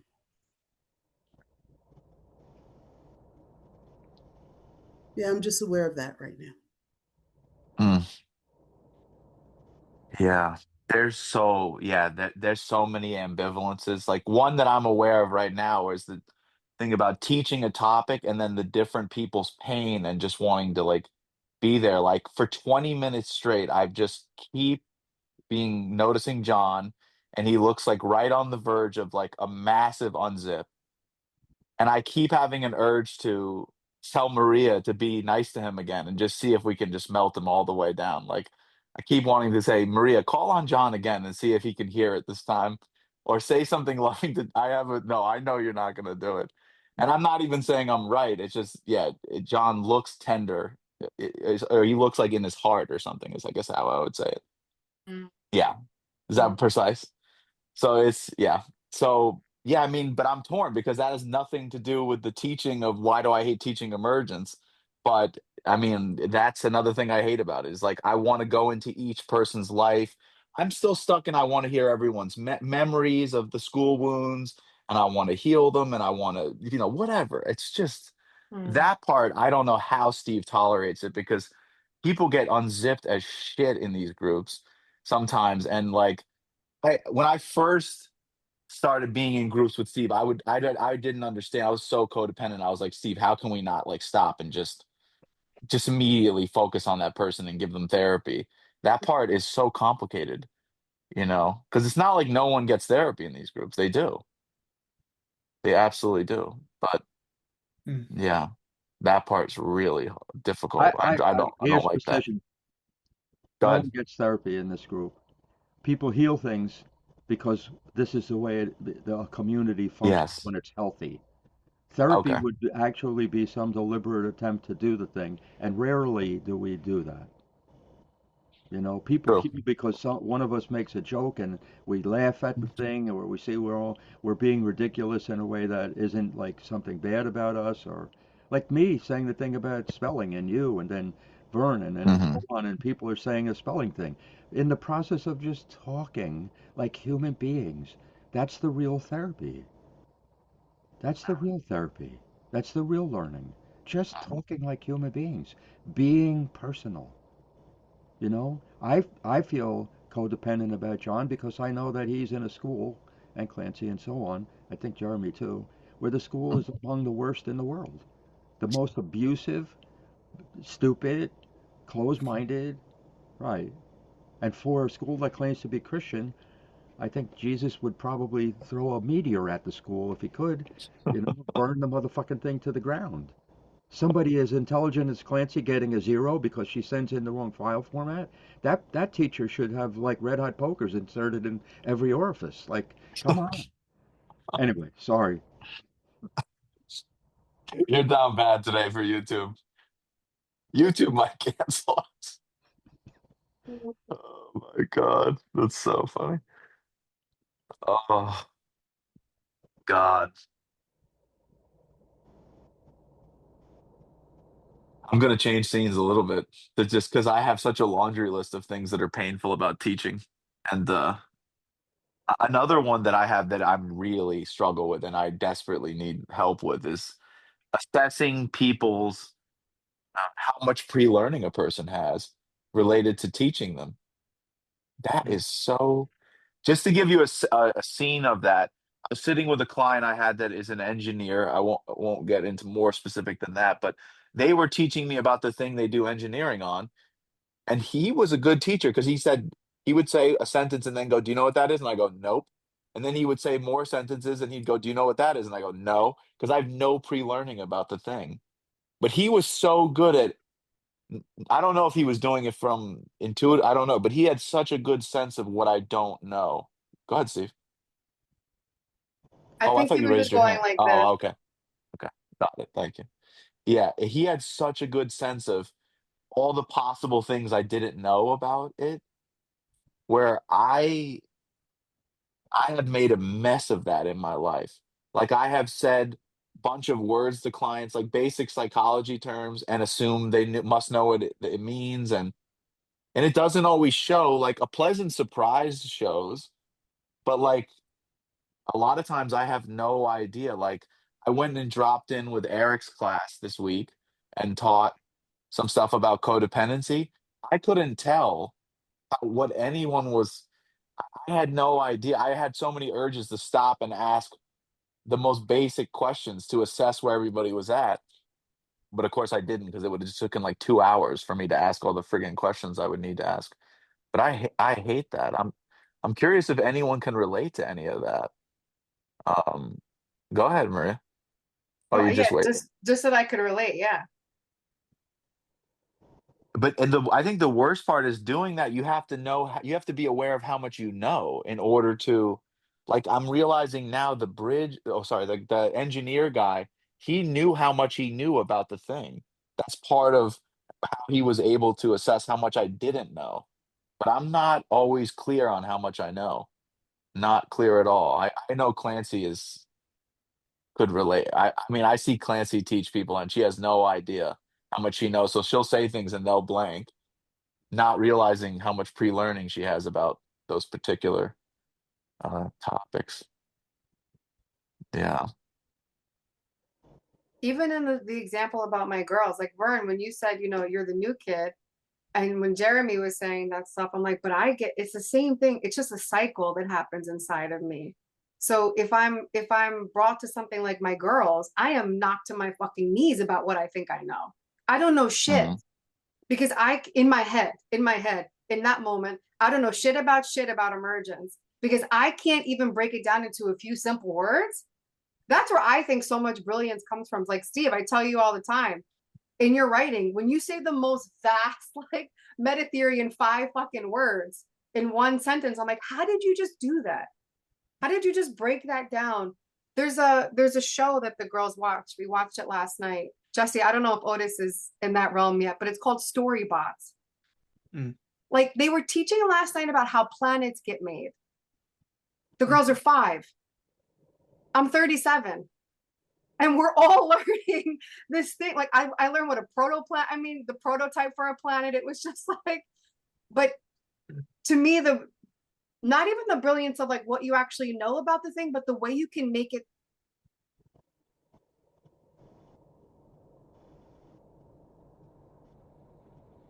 digestible enough to get in. Like I know tons of things about emergence, but I don't know if I know how to make it digestible for a pre-learning state. Like, how do I make it digestible? Like, how do I like food process it for a second? Oh, and I'm just thinking, I have no idea. I If have you're I have saying that, curiosity and excitement to keep me teaching my too. girls, and Yeah. maybe I'll see like, okay, they're like real, like what? I don't know. I They have have a more never give pre-learning up. than I know. I definitely have a never give up thing that I've absorbed from Steve about teaching where I won't give up. Like trying to figure out what is helpful. But I mean, I love dropping in with Eric's class. I enjoyed it. But when I got off, I literally had no idea how I affected anyone. I had no This is the most painful thing. I've saved it for the end here. But the worst part about teaching is unless I ask a person and see a pleasant surprise or they explicitly say something, I basically am left have giving everything and having no clue what happened for those people. No clue. And I don't know if that's just me, if that's all teachers, but that pain is awful. The not knowing what actually was absorbed. It's a horrible pain.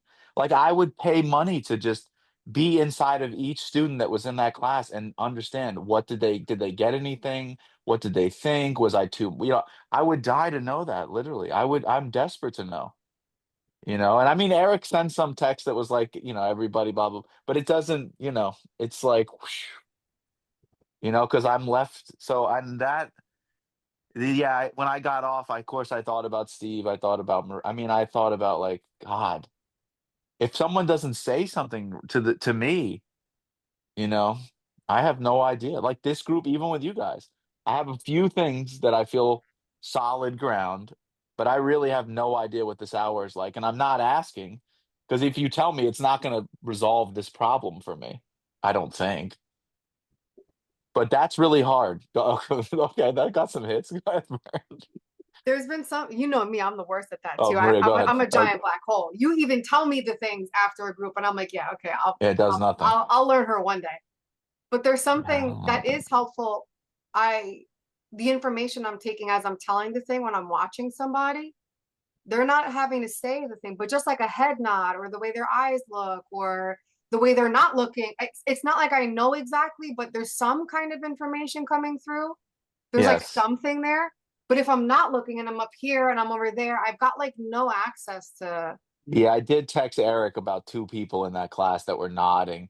But then it doesn't mean that the other people weren't. It's just I need some real world thing. Otherwise, I just But how do you know yeah. what won't happen like next Tuesday when they talk to their mom and the thing like merges and you'll never know? I know. I know. That's what's so upsetting. Burn and then John. Yeah, the thing that is coming to me right now is that in learning if we can all kind of get in the sandbox together, you know? And what I mean by that is if we can all come with this little kid mind, even if you know a lot, like Mhm. getting in the sandbox together. You know, I think of the moments that Maria and I have where we're just like jamming back and forth. And I don't know, it gets in because there are moments where there's not the trying. And I think about the times that I've had with Jeremy and John at the office, and we're just like jamming back and forth, and so much is coming in. I don't know. That's Mm. what came to me. I don't know. Yeah, I could not agree more. That's my favorite times in emergence when it's so rare for a bunch of adults to be in that state together. I can't really think of a rarer thing than that, literally. John and then Clancy. Yeah, I think about the starting point thing that we were talking about, like having a starting point in order to learn. And it's like, can part of me is like, can I actually teach someone if they don't start with a question within themselves? And so, like, that even being a starting point of like the pre-learning of the person, even just the initial question that they have is drawn off of something that's there, even that's just like a starting point. And just relating it to what you were talking about with Eric, like you were mentioning, like in class, not understanding how you affected anyone. And, but when you asked Eric about those two people, did you feel like you learned something when you started from a question? Yeah, yeah, I feel I didn't ask him specifically about that. I just said something about it, but I was open when I had a question about how I was affecting and the data that Eric said, some pieces of it leaked in or at least created additional curiosity, I think. A lot of it, like Maria said, the stuff he said that was complimentary, I think because I have so much missing data, it was hard to accept the stuff because there's so much I just don't see. But yeah, with if I'm in a question, I mean in general, John, the thing you're saying, 100%, Mhm. 100%. Clancy, then Eric. You're muted. Thank you. Sorry. I was just thinking I was thinking about God, what was I thinking about? Um what you said about wanting like a head nod or just people to understand. And I've had that so much in my supervisions um with people I've taught, like emergence people. And I'm like, oh, I don't, is that a codependent urge, to want some sort of understanding on the student's part? And like, I don't want to have that. I want to be able to be myself and teach without them. I don't know, maybe that's like a one-sided relationship, but it's really, really painful. Like I've been stuck on that after teaching and I'll be stuck on it for days. Like, do they understand? What did they take? And I'm obsessing about it and I hate that. Yeah, I agree, Bub. I have those same exact questions about it. I've stuck on the specific faces from that class that I couldn't get a read on, and I'm also like, is this my shit? Is it okay? Like I have those questions, and I'm Yeah, like sure why do Eric. I care why am I obsessing over this so much? Is that Yeah, helpful? I have the same. I don't know the answers. I have the same questions. Eric, then Athena, I see you, and maybe Jesse, or that might have been a. Yeah, I mean, it's funny because like Vern said that thing about the sandbox, and I have a similar metaphor where I talk about like whether someone's willing to get in the pool with you, right? It's like, here I am, I'm swimming. Like, are you gonna come swimming with me, or are you gonna stay over there and be like, it looks nice, but I can't get over there, you know? And I think to your point, Sam, with the class, I ended up remarking about the the word vulnerability, but to go back to the last, emergence thing we did together, it's about guardedness. And I feel like there's so much guardedness going on with people that even if they did feel like they know something, to be able to like be open enough and be like, oh, like that really makes or like I have an opinion, to even have an opinion about something. Like I texted Sam, like I'm in a doc program, and there's like a couple students who still don't talk after 2 years of being together. Yeah, you're so And right. I was so unguarded in that class. I mean, I was immediately unzipped, immediately. I didn't even think about what you're saying about like that it's hard to be, even giving a compliment, you have to be unguarded in some ways. and it hurts a lot to be unguarded around people who are, at least for me. Like that's the thing that fucking hurts, and I want to just, and I don't know how to manage it. I'm like, should I back off and just be like, well, fuck y'all, or and this happens when I'm teaching. It's like, do I back off and say, well, then I don't. I'm just gonna talk about like what's in the chapter, or do That's I helping. go That's on the helping me a lot. gas? That's helped me a lot, Eric. I didn't consider that some of my pain was from some of the people being guarded and I was unguarded. Like just pure the pain of that. I didn't have words for that, but that is some of the pain that they weren't unguarded back. Not like a criticism of them. I have no idea what's happening inside for them, but it still sucked for me, that piece of it. Athena and then Sarah, and then we're almost to Steve. I just have a lot of things just kind of jumped out at me in the short time I've been on. And it's not really, it's just questions in my mind. And one of them had to do with what you said, Sam, the first one when you said the person didn't know how much they knew, or they knew how much they knew, which is why they were able to explain. And then that began to raise a question, right? It is that a necessary component? Like, looking at, at Mm, that. So do we all need to acknowledge how much we know in order to teach? Right? I get that up. I would say yes. That's the feeling in my body at least. And then looking at the moments where I was an effective teacher and I've been told I was an effective teacher, I felt effective. And those times really were because I felt like I knew what I knew. Like I knew a, a lot. Mhm. Anyways, and that just ended up in a whole different thing. And then I started thinking about the whole nodding, right? Like there are people that I've been in situations where people are like, oh yeah, or they're nodding their head, and things are but knowing some of those people and realizing that it doesn't always mean that they're getting anything, right? Because I know Yes, people who yes. do that all the time, who are like constantly nodding, and Yeah, it's like it's a they're not socialized thing. right. And I find myself nodding and acknowledging sometimes so that I'm giving feedback to the speaker, right? I get that. But it's Yeah.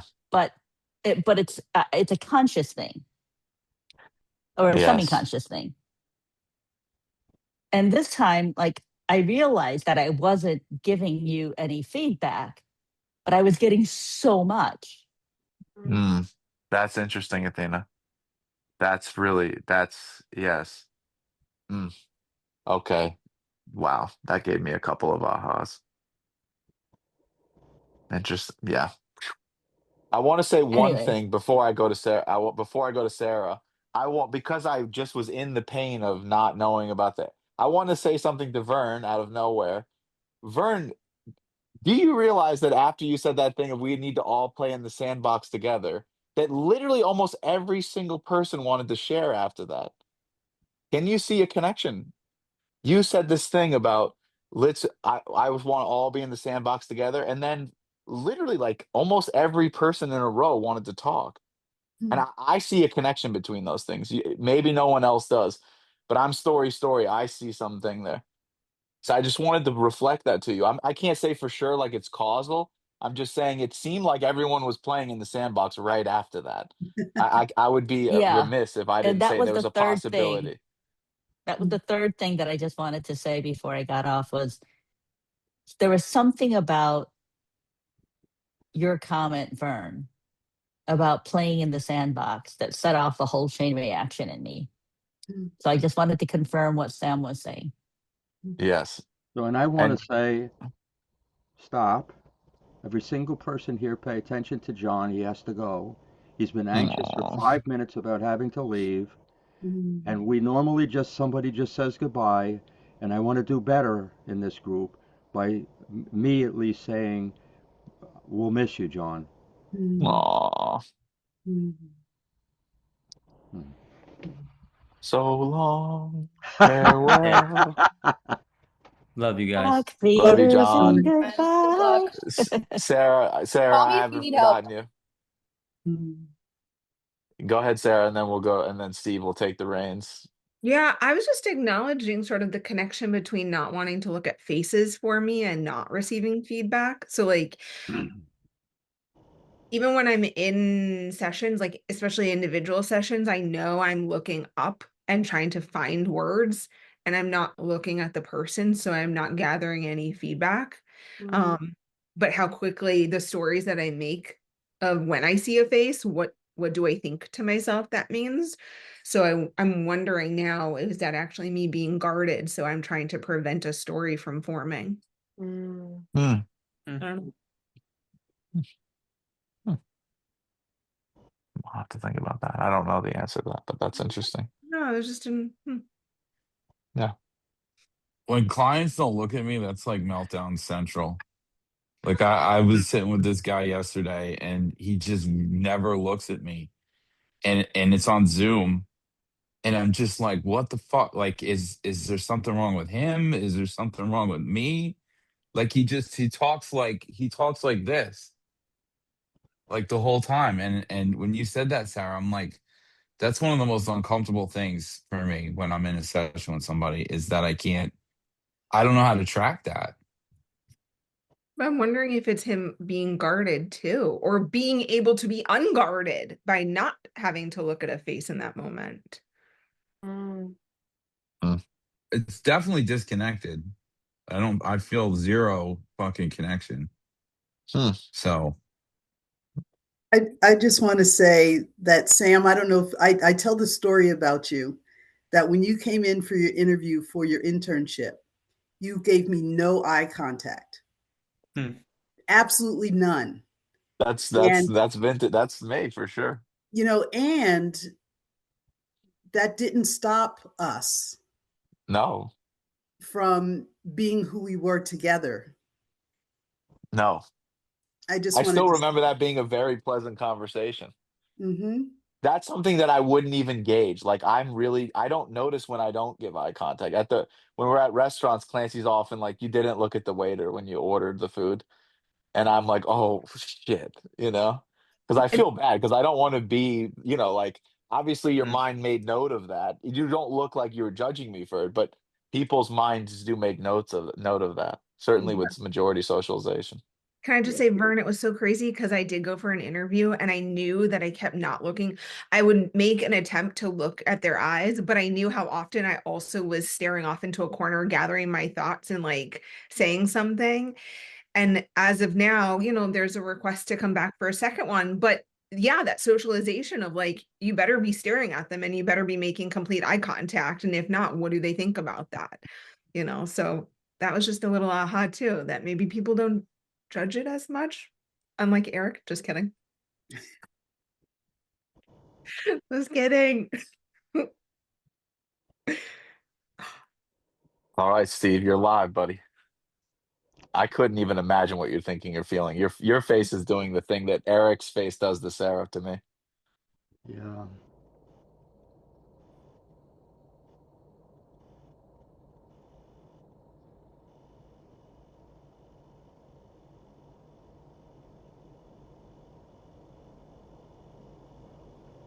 I think I'm feeling an accumulated 40 years of pain of failing at this.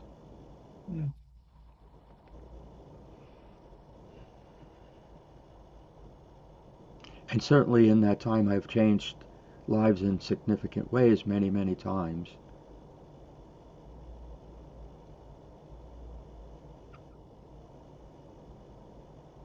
I have often said I don't know anybody who fails as much as I do.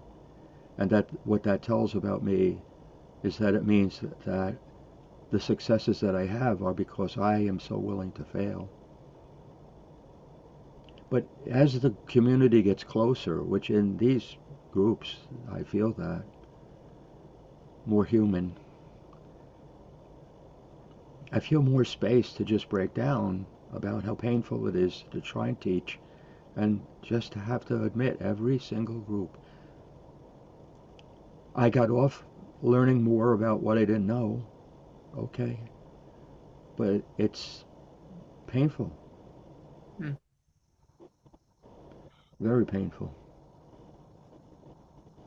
So I've been listening to the thing about looking at the faces and nodding and all of those things, and don't I don't do that. I pay attention for wincing and flinching, but I don't try. I pay attention for the aha, the pleasant surprise, but I don't try. Um, in a group like this, I pay attention for somebody's blankness that sustains for a while. So, and that tugs at my heart every time. And always the difficult decision is, do I make the human being's pain more important and then derail the lesson? Do I make the lesson more important for the group and set aside my feelings for the person? And I never am without that pair of opposites. Never. Every group, every single group.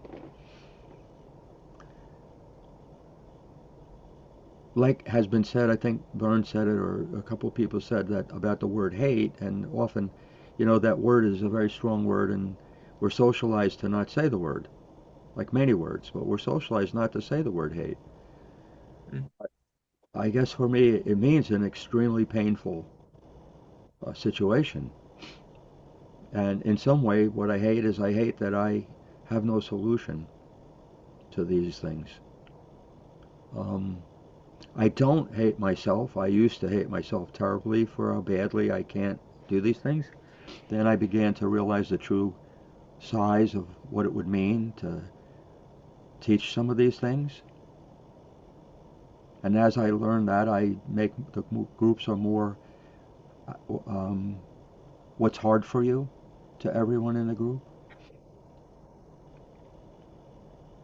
So as of this moment, I would like everybody to, in an informal way, try to observe yourself, your observing self, for every time that you are measuring how well you're doing.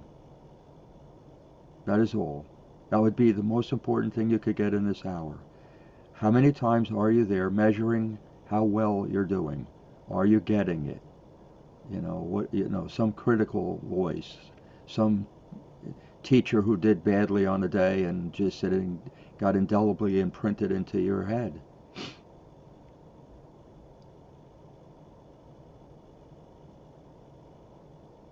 When the nodding thing and so on, the acknowledgement thing happened, I increasingly recognize that I have had so many experiences that I draw on for all of this that I'll never even write down.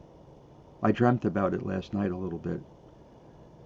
And the experience that got brought up by the things you were saying, Sam, about this and the faces and so on, I was about 90 something days sober. And my sponsor came from North Carolina, and we were going back.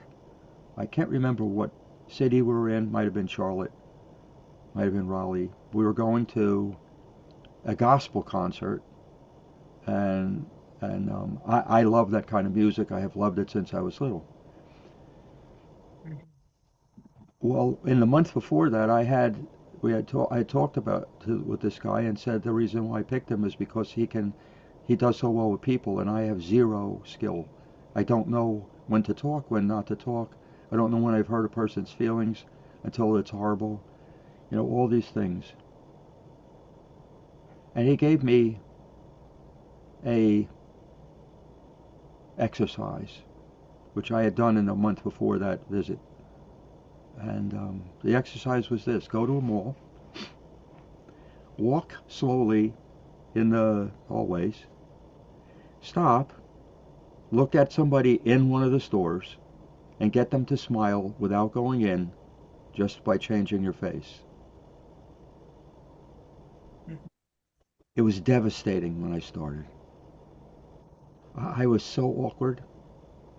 I couldn't read them, but my face didn't even know how to do that.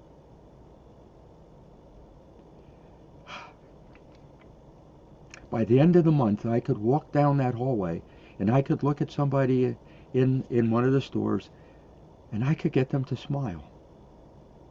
No words, no teaching, not a fucking thing, just get them to smile. And it was one of like my favorite things I've ever learned to do in my whole life. Now, that's very different from trying to see somebody's face and did I just succeed in teaching them? Did I just, how's, I'm trying to measure the other person and how I'm doing. No, because that's the traditional school. Everything is a fucking measurement of good or bad, adequacy or not. I hate that shit. I hate that it's memorizing and then this kind of empty testing, and if you can parrot properly, yeah, well, where's the joy? I think one of my favorite things this month that's happened is Jesse and his falling in love with word origins because it is so pure. It is in the sandbox. It gets me to go there when he's like that. Yeah.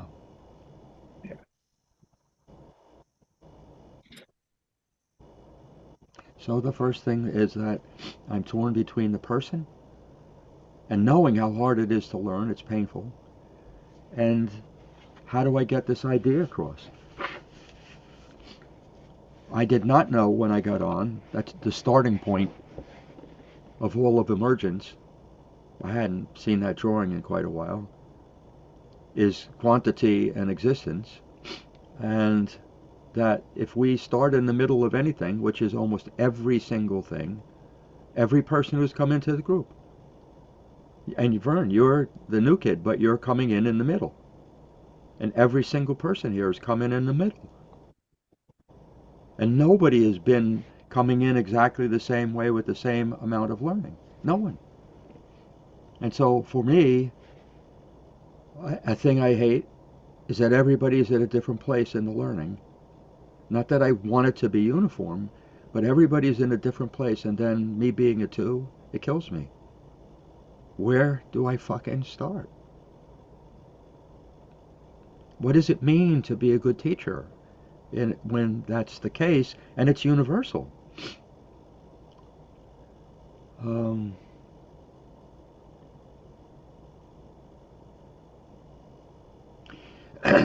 when Sarah started talking about, trying to what do you say to somebody about this, and she's in the middle, I can say right now that what she's saying is entirely points to she's in the middle. There's no starting point.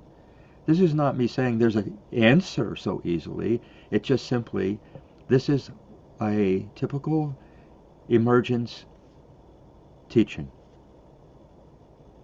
What is the teaching? What is it? What is emergence?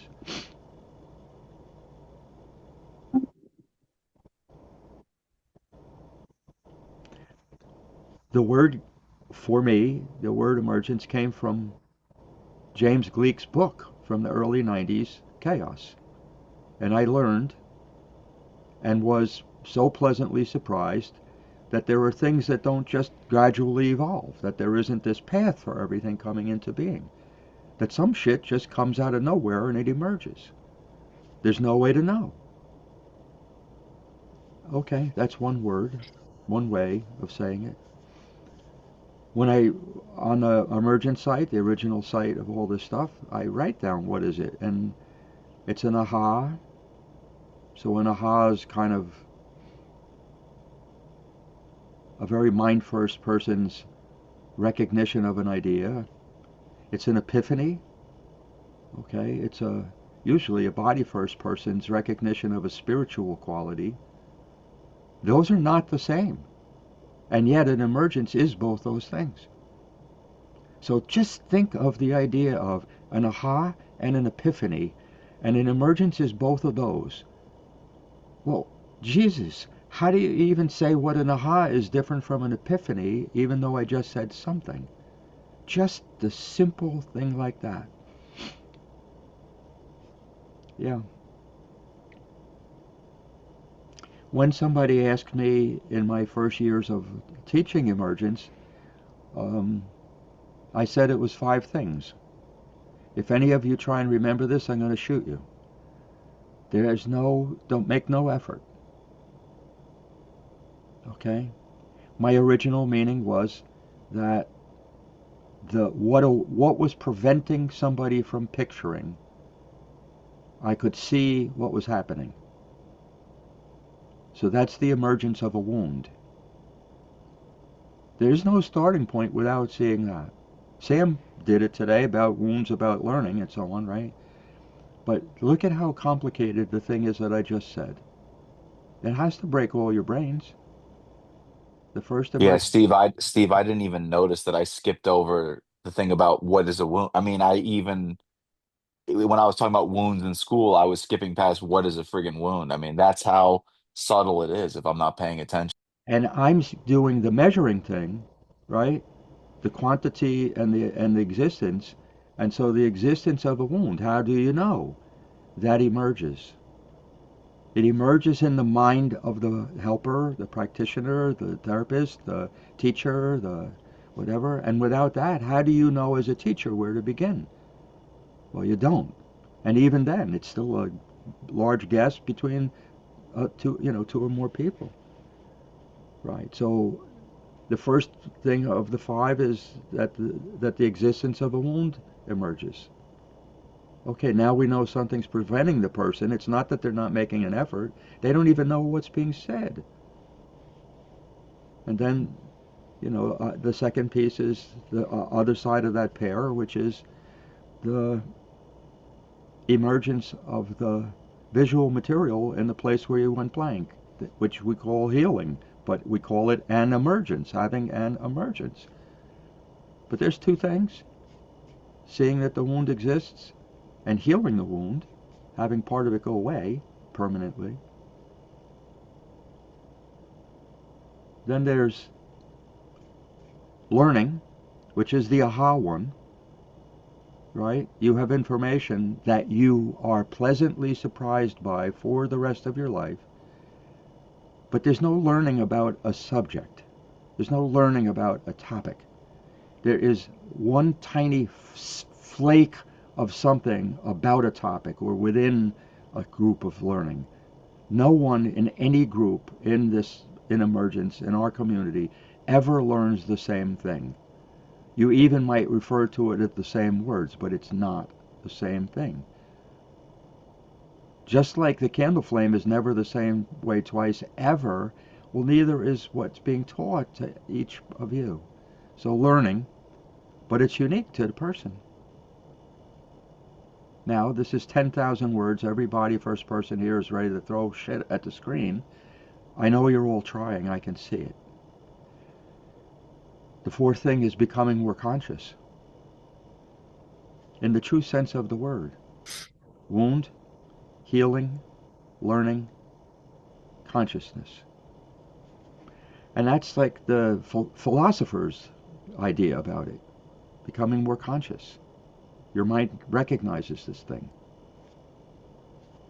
But the fifth thing, which is the thing that emerges from the other 4, which are 4 sides of the same thing, as usual, is love. You fall in love with looking for the origins of words.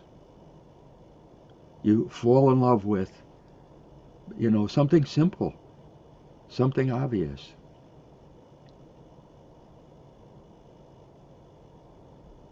So I want to ask, and I want to ask for unguardedness as much as you can. What has this just been like, what I just said in this 15 minutes? Tom?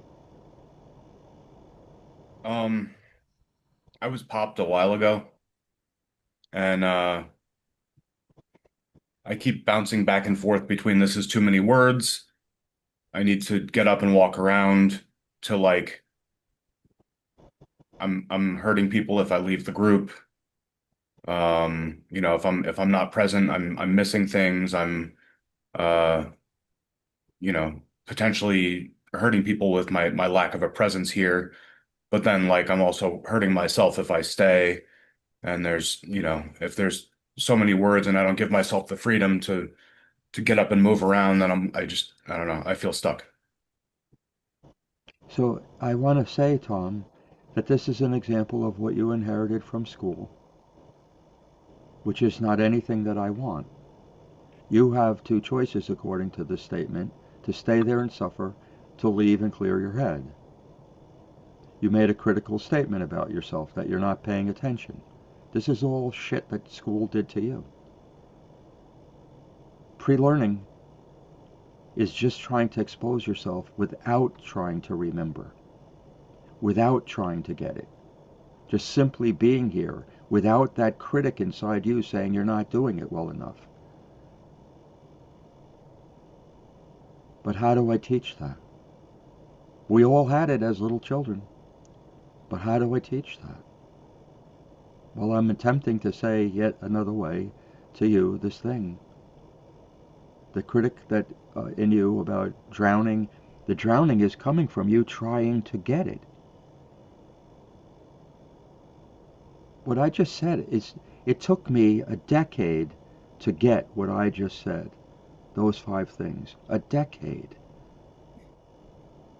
And you're trying to get it in a minutes. I'm not so sure that I'm trying to get it just so much as that I'm trying to hear all of the words and I just Okay, good. Well then we are saying, Tom, we're both autistic. So what you just said, get all the words, is what I mean. okay. Right. Someone else? Jeremy, what was that like? A lot of words. Yeah, I mean, like Tom said, I'm pretty smoked, but I I don't know. I've gotten to a place lately, like where when I don't feel like I'm, as Tom described, like taking in the words, I just try to hang out and listen, and I'm actually okay with it. I'm just, because I think I got enough experience now where sometimes that's what the process is, man. Just for me to just be there and experience whatever's being said. I might not understand a fucking word of it, and that's cool. So yeah, I'm getting a lot better, which makes the learning much less painful for me. So actually I'm cool with it. Like I don't beat up on myself or criticize myself. I'm just here, but I'm smoked. Even everything past the acknowledgement that you're blank. I didn't say it to you, Tom, but the point is that we have a false belief that we're supposed to like the whole process. That's not true. I have had gut wrenching pain for everything that I have discovered. Gut wrenching. Times where I just want to quit. Times where I wanted to kill myself. No, learning is painful. Why? Because you have to actually be immersed in that feeling that the two of you just spoke about, which is, I don't understand a single fucking word. This is so painful. I don't even want to be here right now. All learning is like that. Maria's daughters at 5 cycle in and out of that constantly all day long. And that's the idea. They cycle in and out of it. They fucking look away, they get annoyed, they get frustrated, they want to throw something. Then the curiosity pulls them back, and then they get frustrated again, and then. But they're not trying to enjoy the learning. The trying in and of itself kills the joy. But this expectation that learning is supposed to be pleasant, no. There's a point at which it becomes pleasant, but the first half is really painful. It's almost like the same pattern of giving birth, where there's this cycle of contractions and then release. And it's exactly the same way with the mind. The mind is contracting, trying to squeeze the fucking. What is that? Until you fucking let go. And then, not surprisingly, right after you let go genuinely, something comes to you. But this, we are not taught this. We're not taught this. Vern? I don't know, Steve, but when you started talking, I went through a whole process with what you were saying. And it ended with falling in love with what you were saying. I don't know how that happened. But but looking at chaos shifting to emergence and talking about the aha and the epiphany and it being something spiritual to a body first person, and I know that like deeply. And uh and the existence of the wound emerges, and I've experienced that, and the emergence of the invisible materializing and becoming more conscious and falling in love. Just brings tears to my eyes. And I don't know. Thank you. I don't know. Oh, I don't thank know. you, Vern. These are our goals: to discover wounds, to heal wounds, to help someone genuinely learn, to help someone to become more conscious as a human. And then, when all four of those are present, to fall in love with what you just did, what you just saw, how you just helped. Yeah. So, those are goals. So, what would I say emergence is? What I would say is that emergence is a set of tools. Now, already people are blank, because what the fuck am I saying? And that is painful for you and painful for me, because the minute I said it, we disconnect. I feel the emptiness. That's nothing wrong. No one did anything wrong. That's what learning is. Any person who becomes a teacher has to fucking feel that over and over and over again. And every person who becomes a student, over and over and over again. The disconnect between the teacher and the student. That is not wrong. No one is doing anything wrong. Maria? I think like Tom, I had like these two options in my mind when you started talking before. It was stay and break down and like be a hole in the spaceship, Yeah. go away and go break down and miss Yeah. any more learning. And when you were sharing the thing about just all the ways that you feel you failed as a teacher and watching that in yourself, and the whole, I mean, like, it was like you were in my head when you were speaking right now as you kept going. And I'm so happy that I stayed, but it just hurt so bad because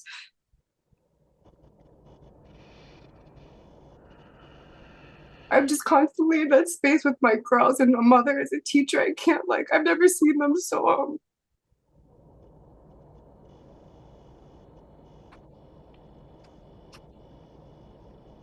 I just constantly feel like I'm failing. Mm-hmm. And I'm trying so hard at the same time. Mm-hmm. And the thing I really want to talk about though is the just sitting in my pain of watching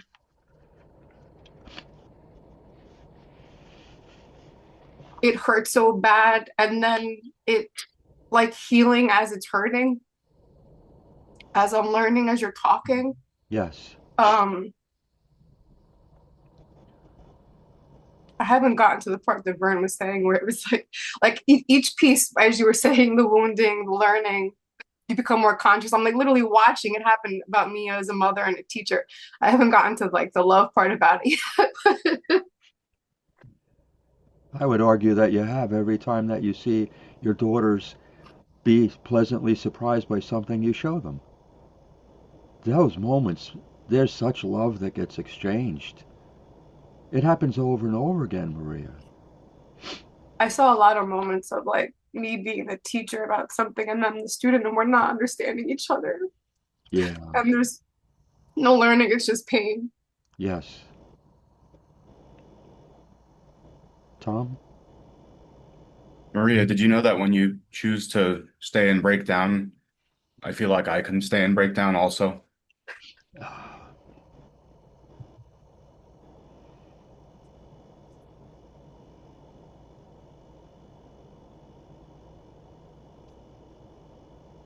So, um, I make a statement that those 5 things are the goals, and then I make a statement of what is emergence, and the statement causes everybody to disconnect, all of us. We're alone in our own seat, in our own mind, right? And then various reactions to the pain of not knowing, and yet that's the required beginning of any learning. It's not fun. It's not pleasant. You hear a sentence and the words don't even have any meaning whatsoever. Tools. What the hell do I mean?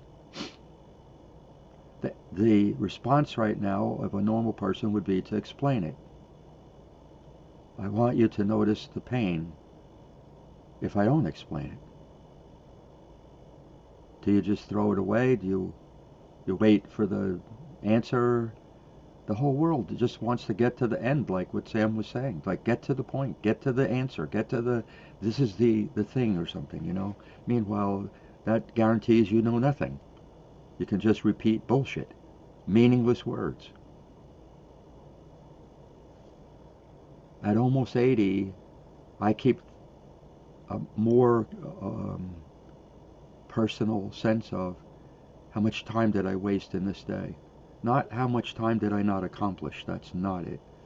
How much time did I waste on criticism of myself or hate or trying to make somebody else change because I have a wound and I need them to behave differently.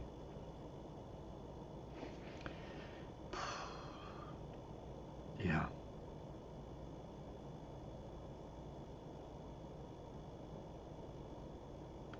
So, the chart about the proof for emergence, having whatever that you go backwards to, tipping point based measurements, it stuns me how people don't do that. Because that's the tool that I go to automatically every single time first. When I don't understand or when I try to teach. But the downside is that it's so dense, it's so precise, it's so a priori, it's so not of this world that it breaks people's minds, even though the words are simple. Eric? Yeah, it made me think of, especially with watching Maria right now, like, and you, like why, and I think I know the answer to this maybe, but why what we don't see is so much fucking bigger than what we do see.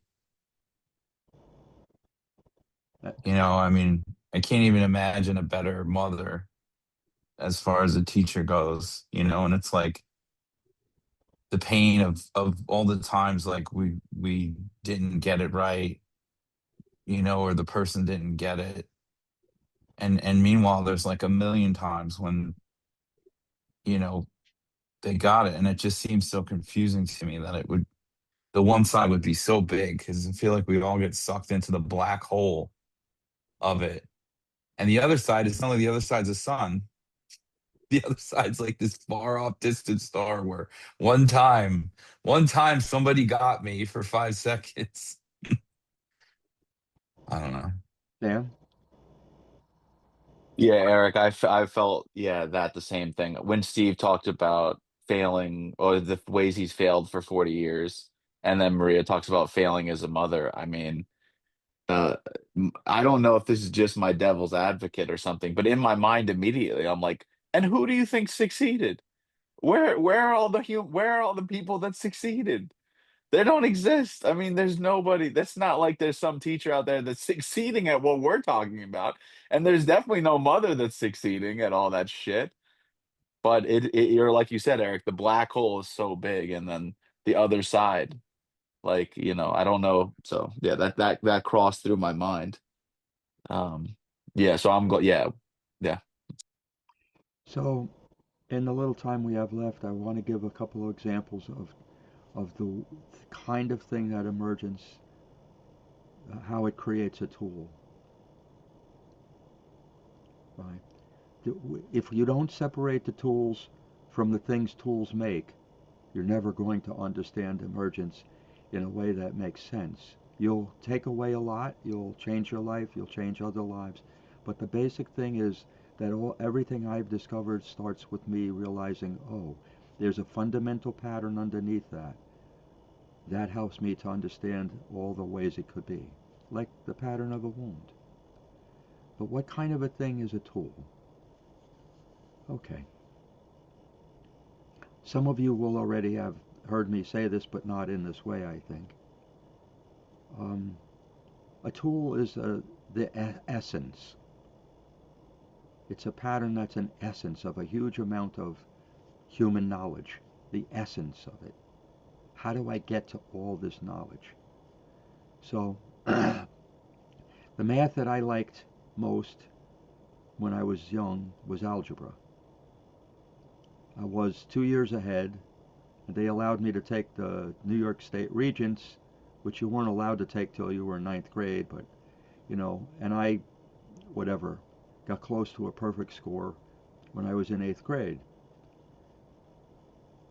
Okay, so now that's just a piece of information. It's a little personal. Probably some of you go, ugh, algebra, and some of you go, yeah, I liked it too. But the more important question is, what was the essence of me getting that? Because I'm going to tell you that the essence of me getting algebra was that I discovered the tool. The same tool that emergence is founded on. The same thing I started with. In that, what is emergence? How do we know it's true? So what is the essence of algebra? Can you say, Jeremy? No. Could you try?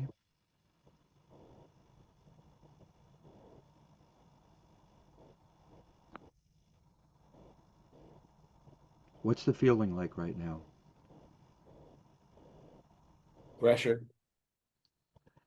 You're rushing? No pressure. Pressure. Okay. Try and not have the pressure and still have the question. Okay.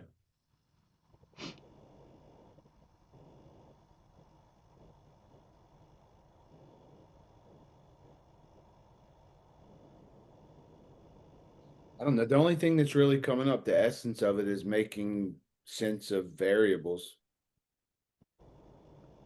Okay. Do you realize that's a piece of what it is? That's a very good answer. Yeah. And did you notice, Jeremy, you got it when you did a little less pressure?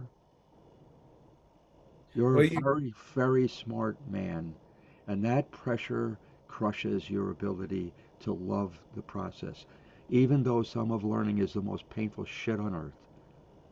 well, Sam was talking about school injuries earlier, and the one I was thinking of is I had this history course. It was like 2015, and the assignment was to write X amount of pages about a historical event, but you weren't allowed to use any sources. You could only use existing knowledge that you had. So I wrote this like 5-page paper on Napoleon's invasion of Russia. And she gave me a 0 because she was like, you completely ignored my instructions and you used sources. So it's like, there's no way you have this information. Like, you definitely referred to sources. So I don't know. I always have this hesitancy to say what I'm thinking and say what I think I know Hmm. in these contexts. Hmm. You're smiling. You know you just did well, Jeremy. You did something very well. It wasn't the answer. It was the lightening up on yourself. Anyone else? The essence of algebra. Maria? I just got curious because I heard you ask the question and as I was coming in from the bathroom, and I felt no pressure to answer it. I wasn't even on the screen. And I noticed myself like, oh, I wonder if it's this. I got like a real curious guess, which normally I don't think that would be my state of mind about it. And I Have was you like, ever, is it? have Oh, you ever thought that the feeling you just felt is the joy of escaping the pressure? mm, So what's your guess? I don't know. I just wondered something about inferring what something is or is not by looking at one side of it. Like I'm just thinking about one side of algebra and we're trying to get the other side. And I don't know, I'm thinking about inferences. Well, I But could tell you you're seen first just from that one, which I can understand right now how you arrived there. That's from a tool. mm, Yeah. Thank you. Sam? mhm. I was gonna just say it's addition and subtraction. That's it. I love it that you made that guess. It's Yeah, that's a horrible. pure It's guess. That's a horrible, pure guess. That's a pure guess. but I It's a love it. pure No, guess. but see the joy. Look at the joy in that. That there's nothing here about the answer. It's the idea of the process. What's happening to us just to even ask it, you know? Vern? What came immediately was solving the unknown. That's that's in the same category as Jeremy's answer. That is really, look at her face, as if I'm saying something bad. Look at this.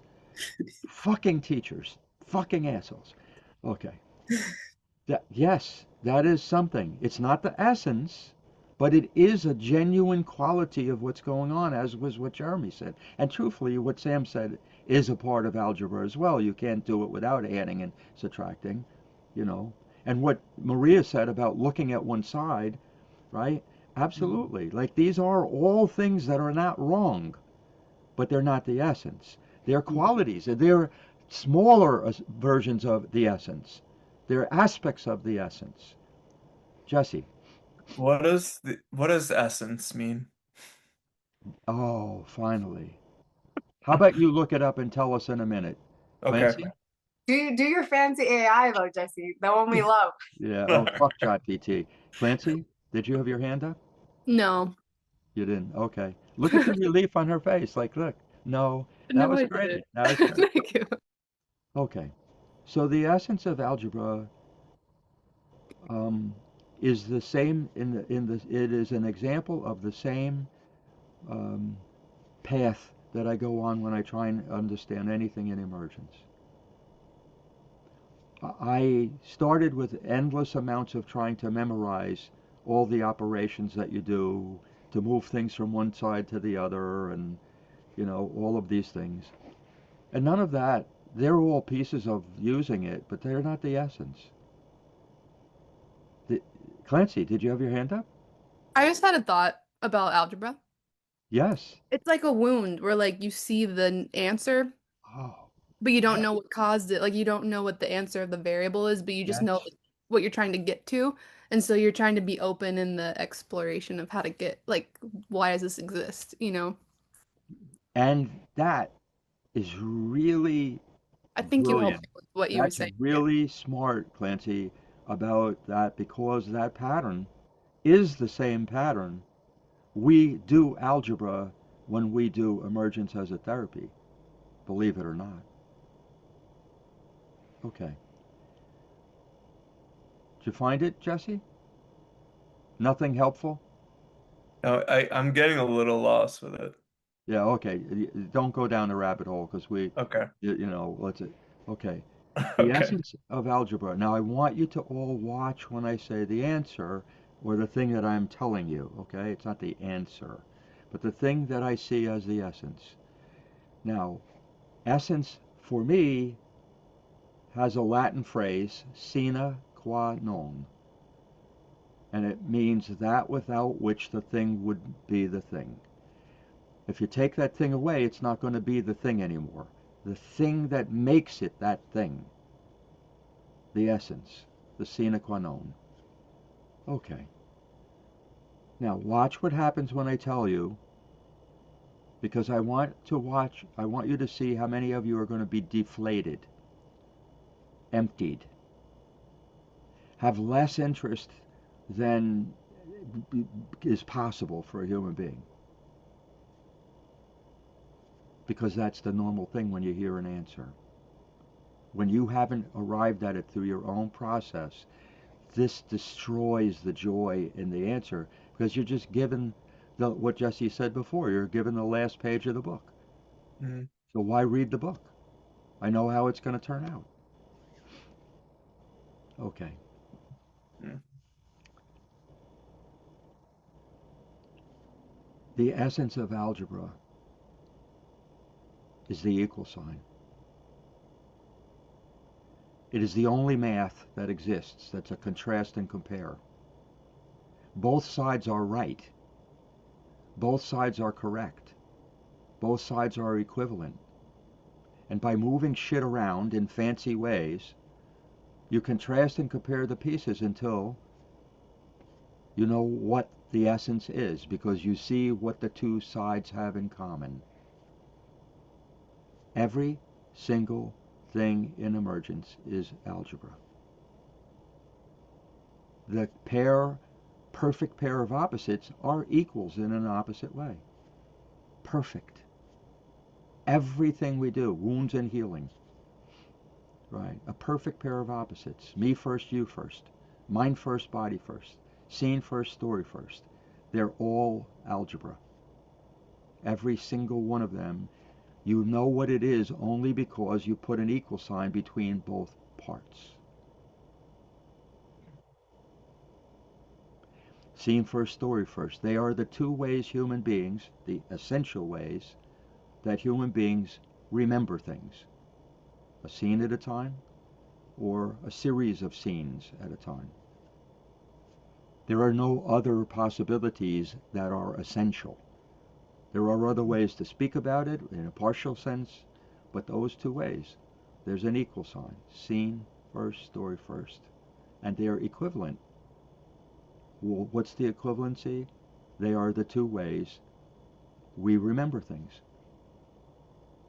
Both sides are one of the two ways we remember things. Mind first, body first. They're equivalents. They are the two speeds at which we process words, and the places in us, in the mind or the body. Character type or character state, me first, you first. They're equivalent. One side is not more important than the other. It's not fancier than the other. It's not less than the other. So the equal sign. Mm. Right. And because there's an equal sign, we have two different ways to view whatever we're trying to understand. And by contrasting and comparing them, we can come up with knowledge. When we think about personality, I have written it's measurable only in relationship to another person. There's no such thing as an absolute body first person. It's only in comparison to somebody else. Right, so now there's a lot of emptiness when I say the equal sign, and yet the equal sign is the essence of emergence.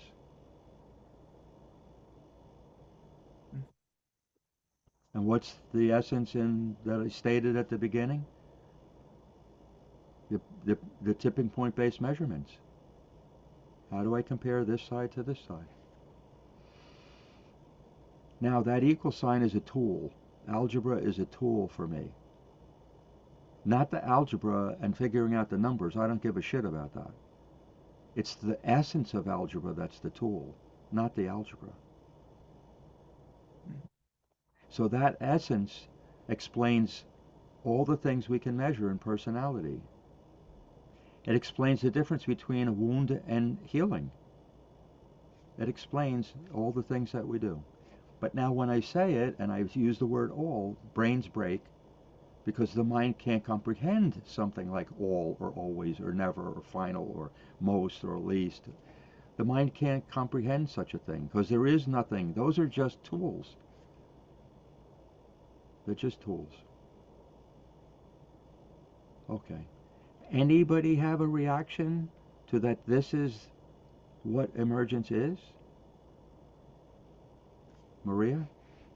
I mean, if you watch back, you'll see mine. Mine was the opposite of emptiness. When you said the equal sign, I lit up like I saw something I didn't see before. And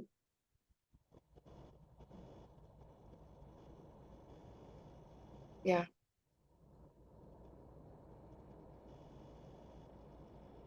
Eric and I, we went out last night together, and as we were coming home, Eric was saying something about the algebra of consciousness. Okay. I don't know if any of you have had any interest in the algebra of consciousness, that 4 algebraic formulas completely describe every possible way to physically describe what's in a mind. 4 4 algebraic things. So even that, here is algebra. M equals I times T, meaning equals information times time. That formula is what enables you to draw every shape, all those lines, the P curve, the overwhelmed curve, mania, depression, every line that we could draw inside a space comes from that formula. How does it get there? The equal sign. We have 2 things we're comparing. Information times how long the information has existed, how much information times how long, how much times how long equals meaning. Yeah. Okay. So when I say a set of tools, this is the difficult thing. If you were to have to say to somebody, um, you show them a pair of scissors, they've never seen any tools. You show them a pair of scissors, like a young child. They have to be shown that the scissors might cut them. They have to be shown what to do with the scissors. What are they a tool for? What are they a tool not for? Scissors. We take these things for granted. But for me, the word tool is the most amazing word. That tells me it's a thing that will enable me to understand vast amounts of knowledge. Vast. So emergence is a set of tools for discovering the nature of a world. That is it. All the things that you can know specifically, they're like secondary, they're a step down from the tools. They're kind of a tool that applies to a specific thing, like mind first and body first. But the idea that everything is this perfect pair of opposites, and there's this equivalency, and that you understand one because you compare it to the other. That's it. Tom and Jeremy are quite opposite from Sam and Sarah in just simply how they speak, how they use words, how they learn, what their interests are. Okay. Now, even the head nodding and the smile on Sam's face and so on, that was my using a tool. I was having Jeremy and Tom on one side of the equals and Sam and Sarah on the other side of the equals.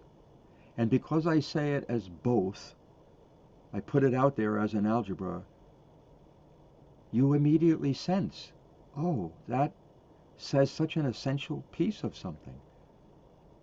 That's what emergence is. It's the tools.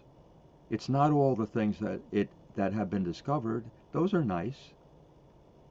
But really what I've try to get you to see is those tools, because if I get you to see a single tool, you now have more ability to understand the whole aspect of the world. Jesse learning that word origins is a tool. Well, what is it? Jesse is seen. Or word origins are a story. Jesse has fallen in love with a story. The story of how words were born and come to grow up. A seen person falls in love with something that the pattern is a story. His whole personality opened up. So it isn't just look for the origin of the word, which is what you do with the tool. The tool is, oh, look, scene, story. We have a short amount of time, and I want to ask at this point for any thoughts before we go. This has been pretty intense, certainly for me. God bless you, Clancy. Thank you. I wonder if that's why Jeremy loves history, if he's seen. That's a really interesting question. Yeah. Do you know that's my favorite way to measure your intelligence, Clancy? You What come is up that? with you come up with things like that Yeah, what is that are that though? just so smart. Okay, thank you. But you don't, it's not the answer. It's the question that's so smart. When you're Yeah. like that, you're like Astria Lucetti. You're like, "Mommy, what's this?" Yeah, And I love it. thanks. Anybody else? Has this been a hard group? Sam, you suffered. Yes? Oh yes. Yeah, I suffered a lot. Yeah, and then yeah, there was a certain part where I was suffering so much I just blacked out. Like when Maria started suffering and you started suffering, I could not go there. I just was like, no. I just like a parachute came out. I just could not go because there was too much, there was like too much of that same pain inside. I just could not go there. About like, yeah, I just couldn't. I couldn't do it. I bailed out. I wasn't like a choice or something. I just literally like Yeah, you went blank. cut the tape. It was too Yeah, much, cut the and you tape. went blank. Yeah. I went blank. Yeah, it was too much pain. Tom?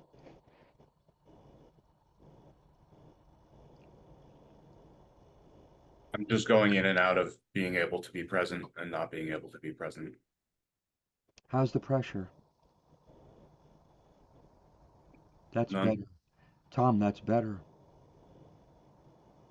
Yeah.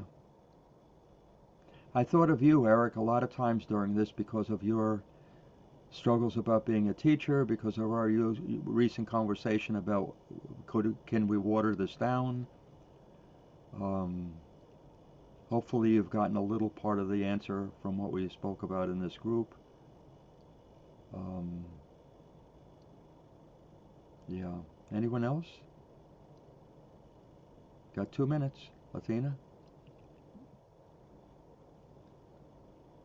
Yeah, I had this real when you were asking the question, um, notice how many times we are trying to get it or something like that. Yeah. I just it occurred to me that I wasn't for the first time, Ah. and this was probably one of the I don't want to say easy, but I felt like I was like here, Ah. and Ah. I didn't try to escape the pain. Mm. I didn't try to run away from others' pain, Yeah. and I just embraced it. And it could be because physically I'm in pain. I'm probably more in my body this group than most groups. Ah. Yeah. Yeah. Sarah, you look like you want to say something. Not gonna lie, I'm counting down the minutes. I just like I want to move. I want to want to get out. And like yeah, my brain is fried. Yeah. This was a good group. It was. But it also makes me it shows me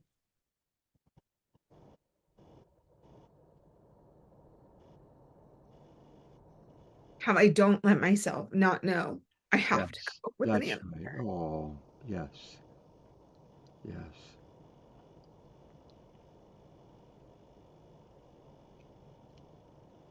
Do you know the thing that helped me with the not knowing tremendously is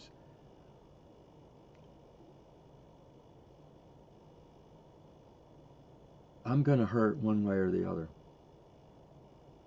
It really is a matter of, is the pain going to generate anything useful?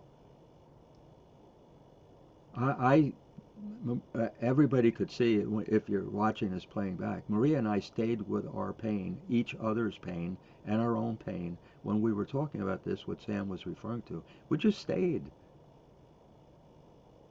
There was no place to go, and I wasn't telling myself, stay here. I was drawn to be with you in that, Maria, not to fix anything, just to be. Because the pain that you have about a mother is the pain of me trying to, get ideas to be born in everybody's head here. It's so similar, and it's like an algebra on you're a mother and I'm trying to mother learning, and you know, not leaving. That's great, Sarah. And I don't mean don't go blank. I mean, you go that you cycle too. The go blank, come back, go blank. Why am I here? Go blank. There's no other way. You know, Eric. Yeah, real quick. I think the thing I'm taking from this today is that it's so painful to teach or learn emergence because it's it's almost like you have to relearn or unlearn Yes. learning altogether because Yes. we have so many patterns that want us to skip to the end, that push us forward, that make us feel like we're in the black hole instead of, in the glow of whatever the thing is, and it's just, but I think that my big takeaway for today was just seeing how um I have to start from here. Like it has to be here where I start from, not like somewhere else, because when I go somewhere else, I lose myself and I lose the other person. Yeah. That starting point for me, Eric, is to connect to another human being who's also interested. I clearly, well, maybe not clearly to all of you, I would not be writing books for the past whatever years were it not for Maria and knowing she was going to read them. I would not write. I need her because there's no other reason for me to write. But on days where I figure no one will ever read this, when I'll die before anybody gives a shit, I think, no, Maria cares. And that's the point I'm making. There is no learning without two people. None. Yeah. All right. And on that happy note, Oh, thank you very much, all of you. thank you. Thank you.